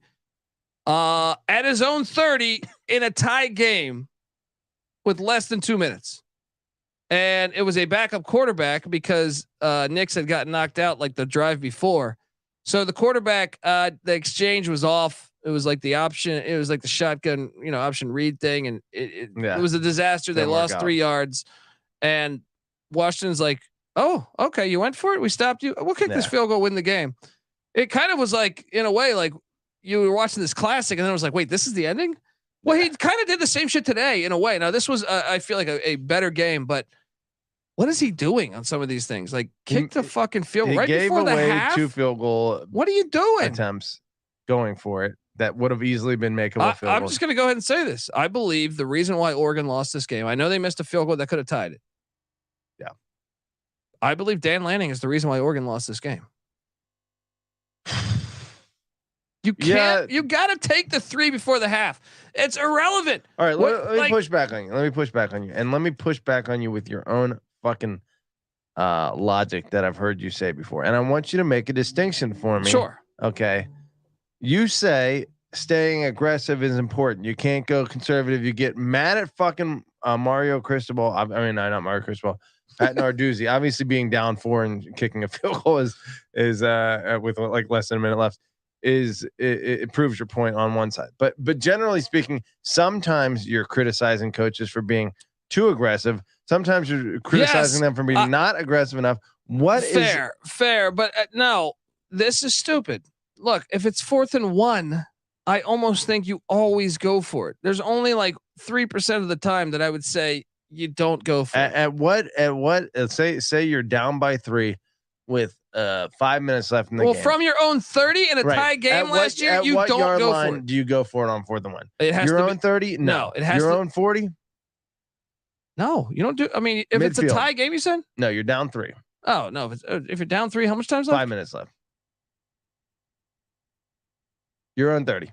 No, you have 2 timeouts left. We'll say you're on 40. I would say you're getting close. It's right around 45 to me. I would say you're on 45 where it starts to be like time to go for it. Yeah. Okay. Well, especially Dan Lanning's a defensive guy, so it's like you can rely on your. What are you doing? Like you're basically saying your defense can't get the job done, and you did it over and over and over again. And why isn't this pulling up? Hang on, sit tight. But we're giving you mini graphics here. Honestly though, what do you make of that? There were some definite. I mean, when you who do you think lost them the game? Besides, obviously the kicker could have tied it up, but No, there's nothing outside of that was super clear outside of that kicker missing the kick and his missed opportunities to convert decent field position on long drives into points, on several occasions. Obviously that would in the first half, what are you doing? The first half, you could go in down 1 point, you kick a field goal. It was like a 30-yard field goal. Yep. He went for the score. It wasn't, once again, this would be different if it was 1 yard. I don't know what the fuck's up with this, but it would be different if it was just 1 yard, but you needed three yards. Yeah. What are you doing? I see these coaches getting wildly aggressive sometimes. Like I agree. What are you doing? So sometimes it is pretty obvious that you're making a bad decision. Let me tell you one other thing that ruined Oregon for this game. When you're playing a classic rivalry game, right? This is my honest opinion. I think this actually fucking matters. When you're playing a classic rivalry game, one of the staple moments of your program that could result in a big win that is a memorable turning point of your program, you don't wear fucking eggshell uniforms, right? You wear your own team colors. You put like Alabama's great about this. They make sure when they never change their uniform, but like most teams, when you are having a big game, you wear your uniform, right? That makes you what you are. Now, I guess Oregon in their own right is like the thing that makes Oregon is the fact that they're always wearing a different uniform, but still there was no yellow on that uniform. They were bound to lose that game just because look, Washington showed up wearing their own colors, being Washington. Oregon showed up looking like they've never looked before. Yeah. I think they do that every week, don't they? Yeah. And it's a problem for their program. But hold on. We should talk about this. This is part of the football god thing here. Oregon's player faked an injury. He switched from one knee to the other knee. No, one hamstring to the other knee. Yeah. That's what it was. Yeah. This is the football gods. The football gods smited them for that. Football gods showed up this weekend because the fact that counted as a timeout for Oregon. Yeah. That was a bitch ass move. Yeah. Right. B, football gods got revenge. All right. That's because right. I mean, dude, how do they even let that happen? Anytime there's the announcers knew. They're like, look, he's switching his injury from this side to this side. An injury less than 2 minutes left in the game. The crowd should be handed tomatoes to throw at the fucking player. Now they use their discretion as to whether tomatoes. It's a rear. How about batteries? Batteries, yeah. Go to West Virginia. Yeah, exactly. Maryland. I remember I went to a Maryland Duke game. Yeah, batteries, man. Rusty batteries. That's actually horrible. To get hit with the battery is like that's a huge that's an L. That's like the you get hit with a battery, you're pulling out the line and White Man Can't Jump. I'm going to the car to get my other gun. That's right. All right, like that's what you got to do. You get hit with a fucking battery. That's right. But I mean, it happens out there. I don't know, man. I thought the football gods answered. Washington got the win. I pushed on that. I got it at Oregon +3. Maybe your kicker would have more confidence if you attempted field goals. Yeah, that too. I can't even blame him on it. It's like, wait, they didn't want me to do a 30-yarder before the half? Right. Am I that fucking bad? He comes out completely ice cold on the day. Told my girl I was on scholarship. Just doing something with my life. Florida Atlantic 56, South Florida 14. I bet South Florida. I did eat a big bag of shit here. So wait, hold on. What was that Alabama game? I'm trying to figure out this. So wait, South Florida held Alabama to 17 points, played their ass off. Then they beat Rice, who's looking like a bowl team. Yeah. Then they beat Navy at Navy, and I'm buying it. I'm like, Patty C was right about the South Florida Bulls' future. And then Trent Dilfer come Watson in town, and he puts up 56, followed by Tom Herman without their starting quarterback, dropping another cool 56 in the big sombrero, man. The backup. What the fuck? 31 of 38, 382 yards, 3 touchdowns. 56. What happened to the defense? Look, they were mad. They were mad that South Florida claims themselves to be South Florida when Boca Raton is indeed a much more southern version of Florida. I'll say this: your boy Byron Brown, he tried the abrupt slide, and shout out to the Florida Atlantic defender that laid the lumber late. He got targeted. He got kicked out of the game. But God damn it, that's what should happen. It's a matter of that's principle. What should happen on those plays. All right. All right. folks, if you're listening to this on the audio side, this concludes side A, and jump over to side B to talk. We're going to talk about the rest of the games here. All right, if you're on YouTube, just stick around. And we're back on the college football experience. Week 7 reaction show. Graphics are all fucked up. And so is Patty C. Yeah, I'm working on it. Should I take a shotgun? Let's start talking about the JMU game again, and I'll take a shotgun. I'll bring it back later on, but I want to talk one that was my favorite win of the day. I tried to tell you guys that I was winning the Big Ten West. I have a future on Iowa to win the Big Ten West, and I also have Iowa over, what was it, 7 games? The fuck out of here.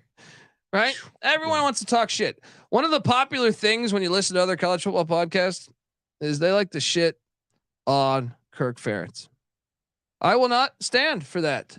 I think Kirk Ferentz is an amazing football coach, and I think the world is stupid. All right. Patty C, the big bad Wisconsin Badgers switching to the Dairy Raid offense. At home in Madison. How many passing yards did they manage? In Madison, put up a nice, cool 6 points. Fuck you, world. All right, where you at, Badger fans? Come for me.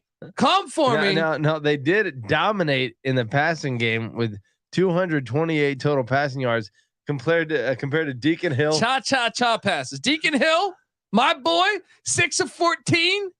37 yards and a dub. In a dominating effort. Yeah. Yes. And they didn't sweat. He didn't even sweat. That is ridiculous. Every time everyone wants to talk shit. This defense is fantastic. How about LaShawn Williams? Baller. All right. 25 rushes, 174 yards, 7 yards a rush. Oh, you sure you don't want Jim Leonard? I don't think Jim Leonard was giving up 7 yards of rush, Patty. Well, it helps to get an 82 yarder. Well, but they gave it up in this game. That was probably the game deciding fucking play. Yeah. I know it was the first score, but I'm just saying. Deacon Hill is shades of hefty lefty, Jared Lorenzen, but he's not as without the talent. He's Jared Lorenzen without the talent. may hefty lefty rest easy. No, this was the football gods answering once again, part of our football god thing. Dick Buck has recently passed and they said, you know what? We don't need this bullshit. You're bringing this air raid. Tanner Mordecai coming in, a hot shot from old SMU gunslinger. Well, he slang himself to 6 points today. 6 fucking points. All right. And every time we looked up, Patty C, it was a fucking turnover or a sack or a strip sack or a fumble. And Iowa continued to be Iowa. And you fucking Iowa fans out there, I told you I was at a comedy show like a year ago. Met another comic that was an Iowa fan. He's talking a ton of shit about Kirk Ferentz. And well, we're the worst. Well, we have Kirk Ferentz. We're the worst. Yeah. Enjoy your 5-1 fucking record right now. 6-1. 6-1, whatever it is. You're going to win the Big Ten West again. And I guarantee you the moment you decide to move on from Kirk Ferentz, you're going to end up being fucking Wake Forest. You know what I mean? You're going to end up being nothing. You're going to be Nebraska. Yeah. Remaining games. Sorry. Wake Forest catches it straight. I like Dave Clawson. You're going to end up being some shitty team. Minnesota and Iowa City. Right. And PJ Fleck's never beaten Kirk Ferentz. Probably never will. Can't row that boat. Hello. Northwestern at Wrigley. Who knows? That game's a little scary to me. A little bit, I guess. Rutgers at Kinnick Stadium. Illinois in Iowa City. Rutgers might be able to dude. Game. They don't play another true road spot till the last game of the season at Nebraska. Are they going 11-1? They are. Should Brian Ferentz be fired? Despite no, you got to know your team identity. It's all stupid. If you wanted to go shot, I guarantee you that Patty C, we've made this case before. If they were to start going like much more of a finesse offense, throwing the ball around, I guarantee you, because they practice against it every day, their defense would get worse. Yeah. Look at Wisconsin is your exhibit. Yeah. Wisconsin is not the same type of team. Well, Wisconsin has been the model of consistency running the ball, but they did slip a little bit, but still. I mean, what are they 4-2? It's not like they've fallen off the face of the map. What are they 4-3 now? 4-2 after 4-2, but they suck, dude. I watched other games. All right, they're a bullshit 4-2. It is their only good win was at Purdue. What do you mean it is year one? Everyone was calling for them to win the Big Ten West. Everyone was saying, look, I interviewed Phil Steele on this very show, and he's like, they're my sleeper team to make the playoffs. right? And I love Phil, by the way. Phil Steele, great guy, but come on. Well, you know what's funny is that even though they threw 50 passes and only ran 28 times, they are kind of dairy rating it out. Their most success was with Braylon Allen on the ground. They're still a running team. Yeah. I think it's because they tried that shit early, and I was stellar white defensive backs. Not all of them. Well, they have it's true. 50-50 portion there. I feel like which is still they got a couple. They got a couple white guys, couple black guys. Look, and that's the section of the country you're in. Look, I'm sorry. No, what do you mean? The section of the country does not have a couple white guys, couple black all guys. White. Yeah, all white people. they went out to like wherever to get the black guys. But look, Wisconsin is trying to run a finesse, high speed system, and what they have at their disposal from a recruiting standpoint is a bunch of corn-fed white boys, right? A bunch of big fucking tackles and guards. There's a reason. Those tight ends, man. Yeah, Luke Lachey. You are never Eric going to make All. the dairy raid work. Oh, you're saying Wisconsin. I thought you were saying Iowa. My bad. Well, they're the same team. Yeah. But anyway, Iowa. No, this was beautiful. This was domination too. Yeah. They kept trying to run this little cha-cha-cha offense. And look, I love Coach Leach. Rest in peace. But, shouldn't be ran at Wisconsin. The gods are against you.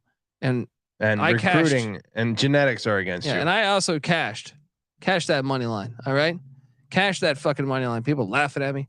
I can't wait for the bottom line or the Bombs Down Under episode Monday with CJ Sullivan, folks, on the College Football Experience, because we battled.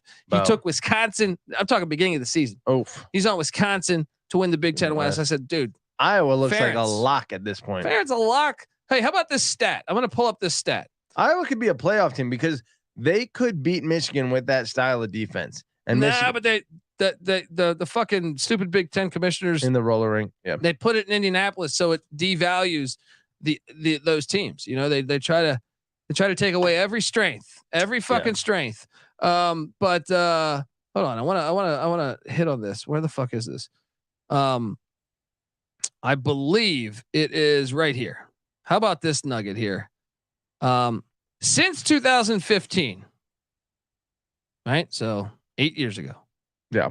Iowa is 68-2 when leading by 8 points at any time in the game. So if they go up 8-0 in the first quarter, the game's essentially over. They don't even appreciate him, man. They don't even appreciate it. Him. Is insane how good their defense is.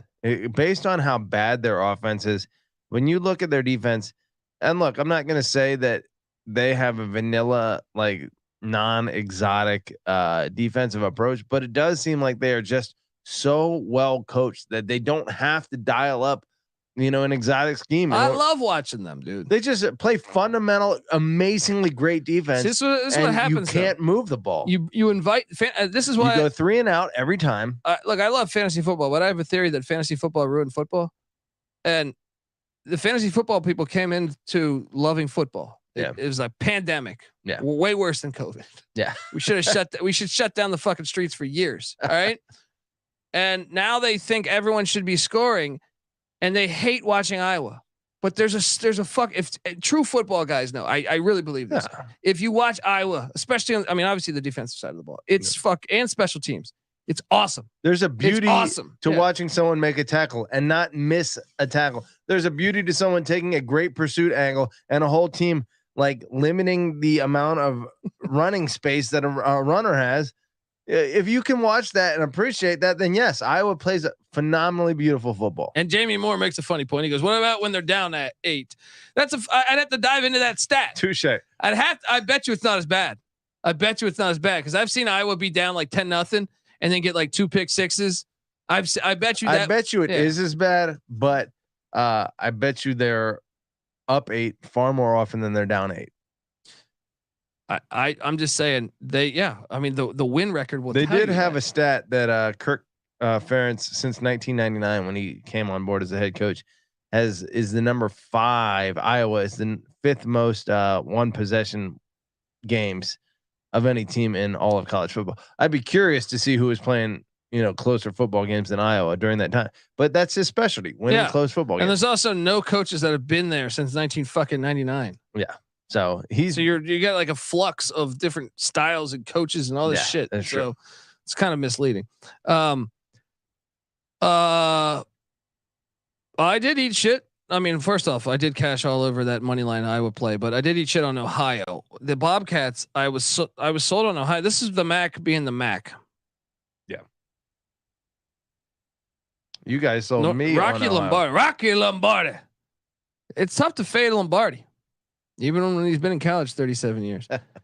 Curtis Rourke and these other breaks had a horrible game. He threw 3 picks, only 159 yards or whatever. It's terrible. NIU, Tommy Hammock, Fat Albert. They're the hardest team to get a gauge on. They lose. I watched them get dominated by Southern Illinois earlier in the year. I mean, they beat Boston College. They lose to a bad Tulsa team. Lose to Southern Illinois in the FCS out of the Missouri Valley. They dropped 55 randomly on Akron when the offense looked like ass all year. And now they beat the best team in the MAC. What I thought was the best team in the MAC. I got no idea who Northern Illinois is. But this is the MAC being the MAC. The call was a rocking. Those uniforms were rocking. The head-to-head loss by 2 at the Glass Bowl against Toledo earlier this year may end up being the difference in their opportunity to win the MAC West and go to the MAC championship game. But only a 1-game deficit there, and obviously Toledo has a tiebreaker. Northern Illinois, Tommy Hammock very much still alive. I like it though because they were saying he could be on the hot seat. I like Tom Hammock. Yeah, I hope he got him. Extend that, man. Extend that. So I did earlier in the chat a while ago in the chat. I hope he's still here. But we had the battle of the Fremont Cannon, and I got cute. I took Nevada. I thought Nevada off the bye. I know both teams are on the bye. Nevada should hire Bronco Mendenhall. Sorry, Ken Wilson. I like Ken Wilson, but UNLV 45, Nevada 27. UNLV moves to 5-1. I have a large wager on the under 6 games in UNLV. Well, Vanderbilt really fucked me over because Vanderbilt should have beaten UNLV, but they didn't. I might eat shit on this. Well, Barry Odom. They've beaten 0 teams with a winning record, dude. 0 teams with a winning record. And I got news for you. They got Colorado State coming to Vegas, who is going to be 2-4. So the hits keep coming. They're going to hit the over. No. It's 5.5. Is the number 6? Okay, if Colorado State beats them, I think I'm good. Okay. Then at Fresno, that's probably a loss. At New Mexico, you think you got? No, that's a win. That would push it to 6. Okay. If I push, I get my money back, so I'm okay. Yeah. Wyoming's a loss. Air Force is a loss. The San Jose State and the Colorado State games make me super nervous. Vanderbilt could have really done me a solid, but they fucked me up. Anyway, shout out to. How is New Mexico State doing right now? Mexico State or New Mexico? New Mexico, rather. 2-4, probably not a loss, but that is a home game for New Mexico. So.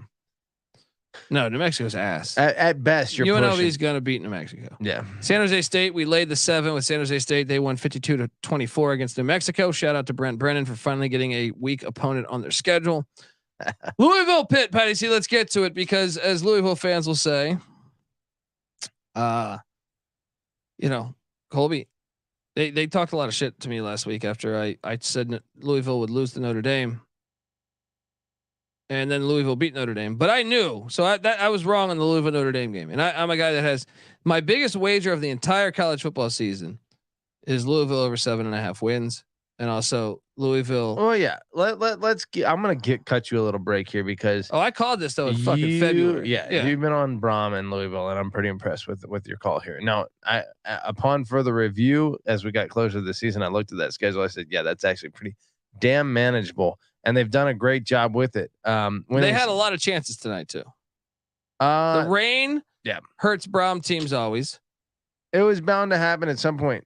At NC State hosting Notre Dame and then at Pitt in consecutive weeks. Yeah, it's tough. Getting through those first 2 was pretty damn impressive. No. I feel fine, but I would have rather lost to Notre Dame because it doesn't count. I have the future for them to win the ACC. I need them to play in the ACC championship. 4 games left. Yeah, hosting Duke. Well, they get the bye this coming week.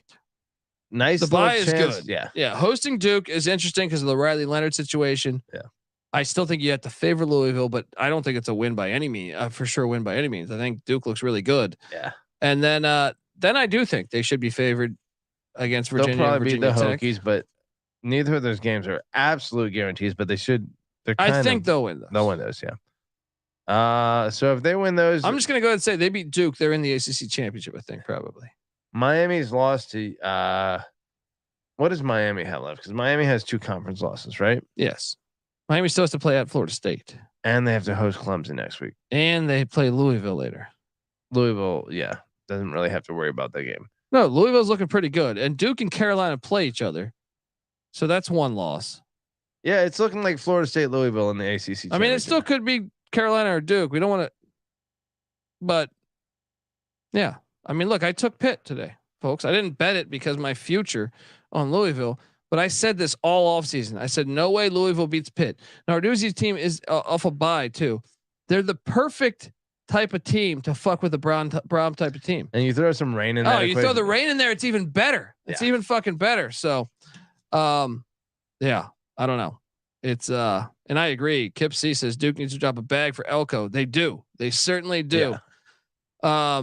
Better get on that quick too. Welcome to UAB saying Elko to A&M. Could you imagine that? Well, that's Urban Meyer. Just their DC, right? Urban Meyer to A&M. Elko would be a great hire. No, I want him at Duke. Stop it. It's not going to happen. I know. It could. He's on the clock. Yeah, he's probably gone after this year. Yeah. Give me what percentage chance does Elko have to remain? Is he going to be the Duke coach next year? Well, I think he might want to stay there. You're a fucking idiot. You know, he's an Ivy League guy. Where'd he go to school?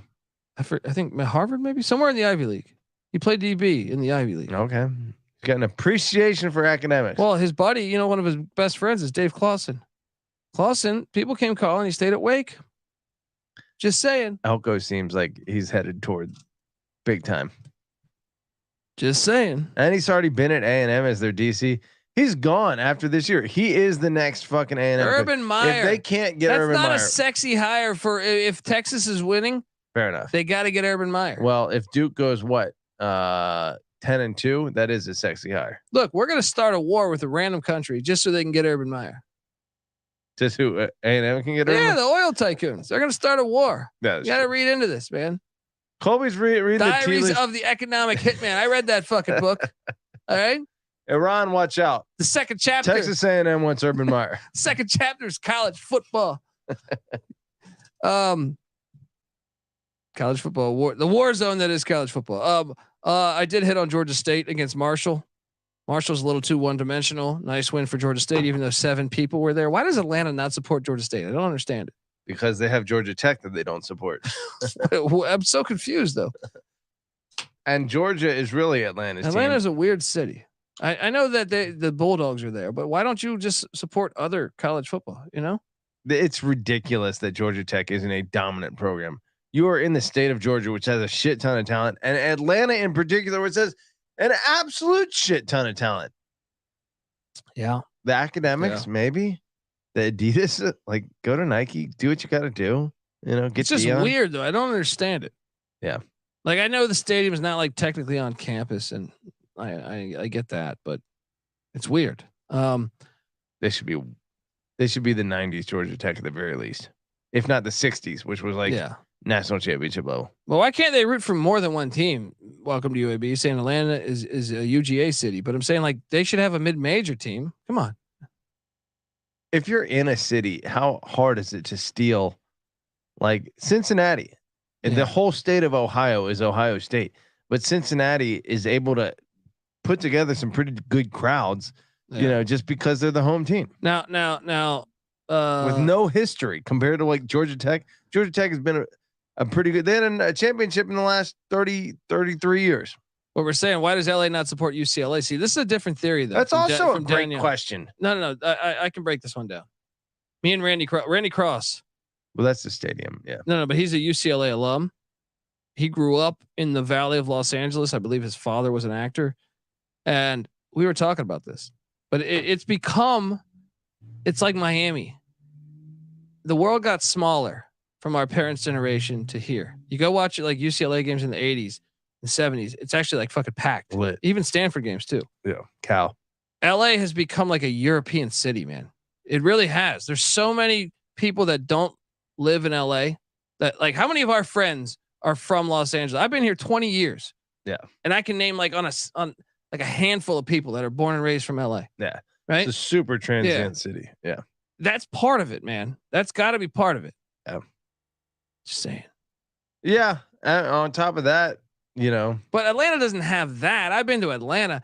Like Miami and LA have this thing where I actually believe like they're kind of like the closest thing to European cities. Well, certainly Miami and Los Angeles. You're probably it's right like too. Barcelona and shit, dude. Like Atlanta, you're right. It's still in the heart of the South. There should be people should just want to walk to a football game. It is pretty bad. It's pretty bad, especially cheap tickets. Yeah. I mean, shit, at Georgia State. That's like going to a minor league baseball game. Those used to have pretty good attendance, even in the DC area where we were, right? You get the Frederick Keys. Yeah. You get some pretty good attendance in a minor league baseball game. It's like a high school football game on Saturday. Yeah. People should show up in fucking Atlanta for that. Yeah. There's no excuse. Yeah. It's no excuse. Strike on the city. All right. Come on. ULM 20, Texas State 21. This game frustrated me because I called for ULM as a double-digit dog to potentially win on the money line. And damn it, it was right there. They choked. That penalty was tough too, though, man. Offensive pass interference. I'm drawing a blank on what happened there. You're just watching it at the end. They're in field goal range, and they throw a pass to get closer. The receiver, it was like the play where the receiver. Oh, yeah. I don't know. Fucking. Terry Bowden kind of looks like Danny DeVito. He did add some weight. Yeah. He also has no neck. Yeah, it is Danny DeVito. Did Bobby Bowden fuck Danny DeVito? Terry Bowden is Bobby Bowden and Danny DeVito's love child. Okay. You might be onto something there. You might be onto something. All right. How about this ass whooping? And how about my guy? I don't know if Jaden Delora is ever playing again, Patty C, because Noah Fafita, my guy. Yep. Look, and I love Washington State, but Noah Fafita. And you were a Jaden Delora guy. Well, I mean, I know Noah's dad, man. And you were being, I know I'm all on past board. Tense. Yeah. 34 of 43, 342 yards, Patty C, as the Arizona Wildcats win 44-6 in Pullman. What the fuck happened in Pullman? Arizona's good, man. They are good. Yeah. I watched this team. That might be the most shocking. They should have beat Mississippi State in week 2. They should have beat Mississippi State in week 2. They're starting the wrong quarterback, but I look at their running backs, their wideouts. I see NFL players. That team is better than people think, man. That team is really, I will play that song. 44-6. That's an ass whooping. Where the hell did that come? Washington State prior to that had beaten Arizona State. What were their other impressive performances up to that? Beat Wisconsin. No, they beat Wisconsin. They beat Oregon State. They beat I don't know, someone else. They're good. I mean, Washington State's a decent team. Kept it relatively close at UCLA. 8-point loss there. They were winning going into the fourth, man. And they got throttled by Arizona on their own homecoming. Yeah. Yikes. Let's go. Jedfish, a confusing, entity that is Arizona and Jedfish, but interesting to watch. Brian Kelly and his family beat the piss out of Auburn. I was on the wrong side of this one. I thought you always take the points with Auburn, but I did think this line smelled. LSU 48, Auburn 18. Auburn's a terrible team. I'm going to be honest. Like, if Auburn didn't have such a shitty non-con, like I think Auburn's a bad football team this year. Yeah, Auburn's a very hard. LSU needed that nice win. LSU, my future for LSU to win the SC West lives on. Lives very comfortably, I would say. Let's look at their remaining schedule here. If this internet will work. 5-2 sitting at right now, only one loss in conference. They only have one more road game, right? It was at Bama. At Bama. They're going to beat Alabama. Both teams on a bye. They're beating Alabama. So you got to figure college game day. I don't know if they've already announced it, but we'll probably be Penn State, Ohio State next week. And then you got to figure Alabama or LSU at Alabama in 2 weeks. You know why they're beating Alabama? What is that? The glaring weakness of LSU is their secondary. I don't think Alabama can exploit that enough. Now they did do that against A&M, Yeah. But Jimbo Fisher's a terrible coach. Brian Kelly's much better coach. And I also believe A&M doesn't have Jaden Daniels. And he's a stud. I think he's a fucking stud. I actually man. think LSU is perfectly like positioned to work Alabama. They're going to win. They're going to win in Tuscaloosa. I feel very decent about that. I know it's in Tuscaloosa, but LSU kind of has a history of winning in Tuscaloosa too. So yeah, a little bit. That's never been like the huge home field. Like it's not like when the upsets have happened. The problem is though, will A&M catch LSU, the final week of the season, or maybe even Florida or something? I mean, the back-to-back Alabama, then going into the Florida game, I could see Florida like stunning them. But no, LSU is in a great position right now. I mean, they got to beat Army, but that has no factor on. Welcome to UB. I think LSU is a better football team than Alabama right now. They have the better quarterback by far, and I think I think LSU's D line will be able to bottle up Alabama's run game. Here's the thing: Alabama is tougher in the trenches than LSU, right? They'll probably win that battle most of the game, and I think Alabama has good skill positions all around the field, right? I think Jalen Milroe, if Alabama is able to exert its physicality on the front of another team, Milroe is likely to be able to pass on that. I just don't think LSU is that team. I think LSU has the guys in the same way that Texas has the guys. It doesn't necessarily show up every week, because they get out schemed. But when it comes man to man, LSU is going to be able to match up to Alabama. They're going to make them one dimensional. Milroe's passing game is going to disappear. Daniels is the difference. Yeah, and Daniels is the difference. LSU is going to beat Alabama. I feel very good about that assessment. I agree with you. Yeah, or that projection. Yeah. This is a good question in the chat from Daniel Katie. Or Daniel Katie. Daniel, sorry, I fucked you. I fucked up your name. Daniel, it could be. Yeah. Is Jamie Chadwell better than Hugh Freeze? Yes. So far. But Chadwell took over a much better situation at Liberty, stepping into a shitty ass Conference USA with a pretty talented team and a scheme that already pretty closely matches what he was running and what Freeze was running, I think. Yeah. See, this is, but I see Moneyline Mac in the chat. LSU's defense is still god awful. Not the run defense. The run defense. I think the run defense can pose a problem for Alabama's offense. And who's Alabama's like elite rusher this year? I mean, dude, Alabama number 2, McClellan. Alabama's going to have to throw the ball. Like LSU's pass defense does suck, but I think Milroe can't consistently be that good. We saw it in every game. We've seen like a period of the game where Milroe, for whatever reason, does not look comfortable. And then when you punt, when you're going to have to do that and give the ball back to Jalen Daniels, I'm telling you, I think LSU is going to be the team to fuck. I think LSU fucks them up. Yeah. I think Alabama is not going to have any answer for LSU's offense. I think Alabama has a good defense, but I just think Alabama's offense is likely to bog down consistently against LSU's defense. Daniels is playing you could argue. And then LSU will be able to tee off. You could argue he's playing the best quarterback, like the best quarterback play in the country right now. Yeah. I mean, Caleb Williams didn't look like a fucking ace today. You know what I mean? Like you could argue LSU's got the best player in the country. Yeah. Who knows? I mean, look, Alabama, LSU, Alabama's gotten the better of them the vast majority of the time over the last 20 years. Still this year. Yeah. I mean, that's the concern. Blick brings up Alabama's deep ball will kill LSU's pass. Yeah. But he has to complete that consistently. I agree. Milroe, and he threw that successfully against A&M. But the difference is Alabama was fortunate to beat A&M, but that's Max Johnson they're playing. That's Max Johnson.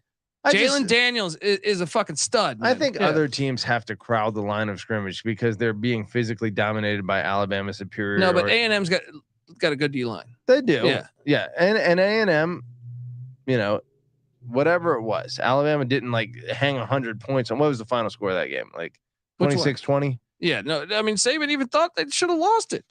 If you listen to Saban's post game, he's like talking about how fortunate he was to beat A&M. Yeah. That was more Jimbo to me than it was Saban winning. It may be closer than we're giving it credit for. Right now, I think LSU by 14 in that game. I would lay like 7 with LSU. Yeah, if I'm betting it, probably 7. And I'll tell you this: assuming everyone's healthy on the especially the offensive side of the ball, I'm gonna lock that fucking thing. Whatever that spread is, I feel unless it's ridiculous, but I don't think it will. I think LSU is better than both Alabama. teams on bye next week. Who's the better game planner? Brian that could factor in Saban's advantage, having a week to prepare. True. And Brian Kelly having Tommy Rees now, who worked with Brian Kelly for a long time. Could that be interesting? I think Tommy Rees was probably a fly in Brian Kelly's ointment for a long time. Yeah, whatever that means. Yeah, fly in the ointment. We've heard it all. Kansas State 38, Texas Tech 21. I got this game wrong. I didn't bet this because I thought this game was insane. Nice win for K-State in Lubbock. Yeah. All right, let's talk Wyoming Air Force because good God. First off, I will play the music because my lock of Wyoming with the points hit. The money line should have hit. This game, talk about shitting the bed. This was the greatest uniform porn I've ever seen. Talk about shitting the fucking bed, man. Wyoming scored a touchdown on a great play design on a I think it was fourth and goal to go up 28-27. They get their extra point blocked because nobody accounts for somebody. He just walks right in and blocks it. The very next play they kick it off, and after the kickoff, the very next play after that, they strip Air Force's quarterback. They have the ball at like the Air Force 28-yard line. Something like that, give or take. Yeah. And you're like, this is over. If Wyoming gets a first down, the game is over. Take a sack. They first off, they rush for like 1 yard. Then they take a sack, lose like 10 yards, and they miss their second field goal of the game. And then John Lee Eldridge has a crazy run. I love John Lee Eldridge for Air Force, but I really felt like Wyoming money line should have hit tonight. How about John Lee Eldridge's the fucking stud stat line? How is he at Air Force? 3 rushes for 65 yards, 21.7 yards per rush. Yeah, that's an athlete. Air Force, that was a great game. It was a very fun game to watch. Andrew Peasley is a swaggy white quarterback that wears a do-rag. It's Wyoming. Yeah. There's a lot of do-rags going on in Wyoming. It's hard to hate against Air Force. This is a win-win, really. These are two great teams. Who, if you had to guess right now, is going to be the Group of 5 representative in the New Year's Six? Is it going to be Air Force at 6-0 with, I think, a manageable slate coming up? Air Force has to go to Boise, right? Yeah, at the end of the season, I think. Wait, let me see Air Force's remaining schedule. Tulane also looking like it's probably going to be Tulane. But if Air Force goes undefeated, they're obviously the choice, right? See, but they got to play both service academies. You know how crazy those games are? Typically, yes. Air Force has Navy's number, but I feel like the Army Air Force game is like 13-10 in anyone's favor. You know what I mean? Like I have zero confidence. Yeah. Well, both of those games will definitely be 13-10. Whoever wins, we don't know, until it's over. Until 59 minutes and 55 seconds. Their schedule is favorable though, man. Yep. If they can beat the other service academies at Navy, at Colorado State versus Army, at Hawaii, UNLV, and then home to UNLV though. Home to UNLV. Yeah. At Boise could fuck up their season too. Smurf Turf final game of the year. That's probably the one spot that could get right. Yeah. But a 12-0, maybe 13-0 after conference championship weekend because they would be hosting, according to Mountain West rules, 13-0. Air Force. Did they get a bid to the college football playoff? No Power 5 wins on that schedule. They are and also ran. 2024. Can you get here any sooner? Yeah. Fuck this system. Missouri 38, Kentucky 21.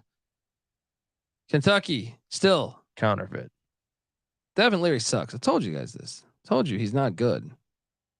Yeah. What he threw for a cool $120. Everyone shits on Iowa's quarterback play. Where the fuck is but yeah, Devin Leary can't do no wrong.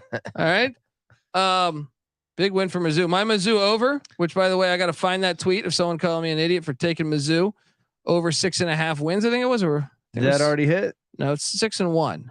There's one. All we need is one win. The schedule is manageable. Yeah. All I got to do is take care of South Carolina. I think we're good. Nice win there in Lexington. Kentucky sucks ass, but Mark Stoops has the best contract in sports. And then who called for the Notre Dame Fighting Irish to take down the USC Trojans? Boy, did they blast them. I was disappointed in your thoughts. I'm still not done on USC. They suck, dude. I still don't think they're out of the playoffs. Suck. I think Notre Dame may be the hardest game on their schedule. Well, for the style of ball they play, Right. that is accurate. Yeah, because Oregon. Well, I don't know. They play Utah next week. Yeah, that's true. But they get him at home, and True. I think that's a huge advantage. Caleb Williams' stat line, not very impressive. He tried. See, this is the thing. He got used to playing shitty defenses, right? Like I'm a Colorado fan. Yeah, but they're not there yet. And Nevada's terrible. Boy, he sucked. Caleb Williams was 23 of 37, 199, 1 touchdown, 3 interceptions. Did he lose the Heisman today? He shouldn't have. Who gives a fuck? We don't talk about the Heisman on the college experience, but dude, I mean, this was I actually this kind of went exactly how I thought this game would work. I thought USC is kind of a one-dimensional team. They should have tried to, I thought the weakness of Notre Dame was the run defense, and guess what? USC didn't even try to really establish the run. They tried to play their little crazy ball of just playing back there. And dude, they're going to lose multiple times this year. Washington is going to beat them. Oregon might beat them. Utah might beat them. Utah's won the last 2 in LA, I think. Wow, really? Yeah, I think so. Let me pull that up so I'm not talking out of my ass. USC's remaining schedule. I got to get that pulled up here. Okay, so coming up, they have the home game against Utah. That's a tough one. I'll give them the dub, right? At Cal, I'll give them the dub. Hosting Washington, because it's the homecoming game, I'll give them the dub. No, they only won the last one in LA. Okay, at Oregon, they probably lose that. And then hosting UCLA, there's probably 2 losses left on that schedule. They're probably a 9-3 team. Yikes. Okay, so I am wrong about them. I was wrong about them. Pac-12 is going to chew itself up. Will they get a single playoff representative, invitational representative this year? I mean, he should. They should because they're the best conference. Yeah, but I mean, will they? No, they won't. Who knows? It depends how everything shakes out. Miami 31, North Carolina 41. Miami has no explosion. North Carolina has enough explosion. Colby and I were talking about this. I'd like to get a poll from our fans as to which team you hate more. I personally think I hate North Carolina more than I hate Miami. I mean, if you're adding in basketball, yeah, as a or soccer or any of the other sports, I don't know. Like Miami fans are douchebag. Like I think of Vanilla Ice when I think of Miami. No, dude. Miami fans are like rich fucking dude. I used to work with a Miami fan that went to Miami. They're like rich. They're kind of like Notre Dame fans. Interesting. You know, that's not. I've met a bunch of Miami. No, fans. there's Miami fans in the city that are just fans of Miami. Yeah. But for people that went to the university, oh, of course, Miami's a private rich kid university, right? It's a very small school, right? We need to look up the enrollment in Miami, but the general Miami fan, just like there are Walmart Wolverines that are Michigan fans, despite like it being an uppity like alumni, it is a kind of like redneck fan base to an extent. It is a white trash fan base that is a Miami fan base, right? North Carolina is a bitch fan base. I almost hate every person that I've ever met. I've always said the better comparison is North Carolina and UCLA. Even still, UCLA has less like pride. No, I actually think I like UCLA's fans better than North much Carolina better, fans. Yeah. much better, much better. North Carolina fans are like Texas fans to me. No, I see the comparison. Yeah, they don't even show up to a lot of times their teams are good. They won't even go to the game. Yeah. I hate them. Okay. Anyway. And they're afraid to schedule ECU because we dropped 70 on their little bitch asses. All right. What are you doing, Mac? Huh? You're running? Well, there's your comparison. Mac Brown only goes for that type of team. You know, Texas, UNC, then Texas back to UNC. Well, and Mac Brown was voted most likely to go to have visited Epstein Island. That was by the college experience. By us. We had to go through all of our college football coaches, which was most likely to have gone to Epstein Island, and Mac Brown won that contest. Nice win though. Miami loses again. Patty C. The Cristobal hot seat alert. They got Clemson on deck, and after that they have Virginia. Historically, Virginia fucks with Miami, and Miami has no explosion. So a team like Virginia could hang around just by playing good football. How is it that an area of the country as talent and explosion rich as Miami is has such a hard time finding any like explosive talent? Bad coaching. Meanwhile, North Carolina has that in spades every year, but they're just a sissy program that can't like bang when it counts. My top lock. Oregon State -4, 4.5, whatever the hell the number. It didn't matter. 36-24. The Beavs win. Fuck you, UCLA. Nicely done. Wrong team is being invited to the Big Ten. Oregon State's legit, man. Amen. And guess what? They're sitting there now at 6-1. They're a good team. They get a bye week and then they head to Tucson. Dangerous game. That is the dangerous game on their schedule. After that, they're in Boulder taking on Prime. Then home to Stanford. Then home to Washington and at Oregon. Come on, Beavs. Let's do it. 11-1 is a real possibility, but yeah, the Arizona game looks a lot more dangerous. Washington, good God, thank God they get them at home. But then going to Oregon, if they can put on their big boy pants and run the table, 11-1, they might have a shot at the playoffs. You're right. Oregon State. Let's go. They should. They're fucking awesome. UAB 20, UTSA 41. I ate shit here. Trent Dilfer, you fooled me. What did George Bush say? You can't be fooled again. I don't know. Some shit like that. Texas term. I feel like you have that clip here. I don't want some soundboard GW, here. Yeah. Here, this is the way I feel like when I bet on Trent Dilfer. All right, here, let's go with. It's kind of like watching your mother-in-law go off a cliff in a Cadillac. You got mixed feelings. Shout out to UTSA. Nice win. Is it going to be UTSA Tulane in the AAC championship? God, I'd be lying if I paid it any attention to the rest of the UTS or to the AAC. It feels like Tulane's conference. No, but UTSA lost those games without their starting quarterback, man. Like when Harris is there, they're nasty. Florida Atlanta looked like a player. SMU looks like a player. I guess UTSA does. Who knows? You tell me. Tulane's going to dominate that conference. I think UTSA can give Tulane a game. Okay. Because as long as Harris is healthy, Captain Harris is a fucking stud. Duke 24, NC State 3. It wasn't Brennan Armstrong's fault that the whole team sucks. Duke wins by 3 touchdowns. Mike Elko, fucking genius. They didn't have Riley Leonard. Impressive. I want Duke to win the national championship. It's disgusting. I want Oregon State to win the national championship. All right. Go Beavs. There we go. Duke obviously has Tallahassee, Patty C. Dangerous game. Dangerous game for both teams. The fact that it's in Tallahassee, I have to lean Florida State there. All right. And that's it. And we currently have Boise State up 14 on CSU. 3 minutes left in the game. Hawaii, the Rainbow Warriors. I tried to warn you. They were live, and I'm holding on to this bet as they're currently up 24-20 on our gals. I told you, Patty C, that, you know. I took our Hawaii. I took the Rainbow Warriors. I just want to play our song, though. What are they? 6 point dogs in that one? Yep. Getting it done. Timmy Chang. He's the man. He's the fucking man. Let's go, Rainbow Warriors. Folks, that's our show. We'll be back Monday with the Bombs Down Under episode. Me and CJ Sullivan. Then Monday night, we'll preview the weekday games. So you'll have that. There's a shit ton of weekday games now with the CUSA and everything. So we'll have both those episodes dropping Monday. Subscribe to the College Football Experience, folks. And thanks for rocking with us. The chat was awesome. And until Monday. All right. This is the College Football Experience. You better start thinking about yours. And we out of here. Run and shoot.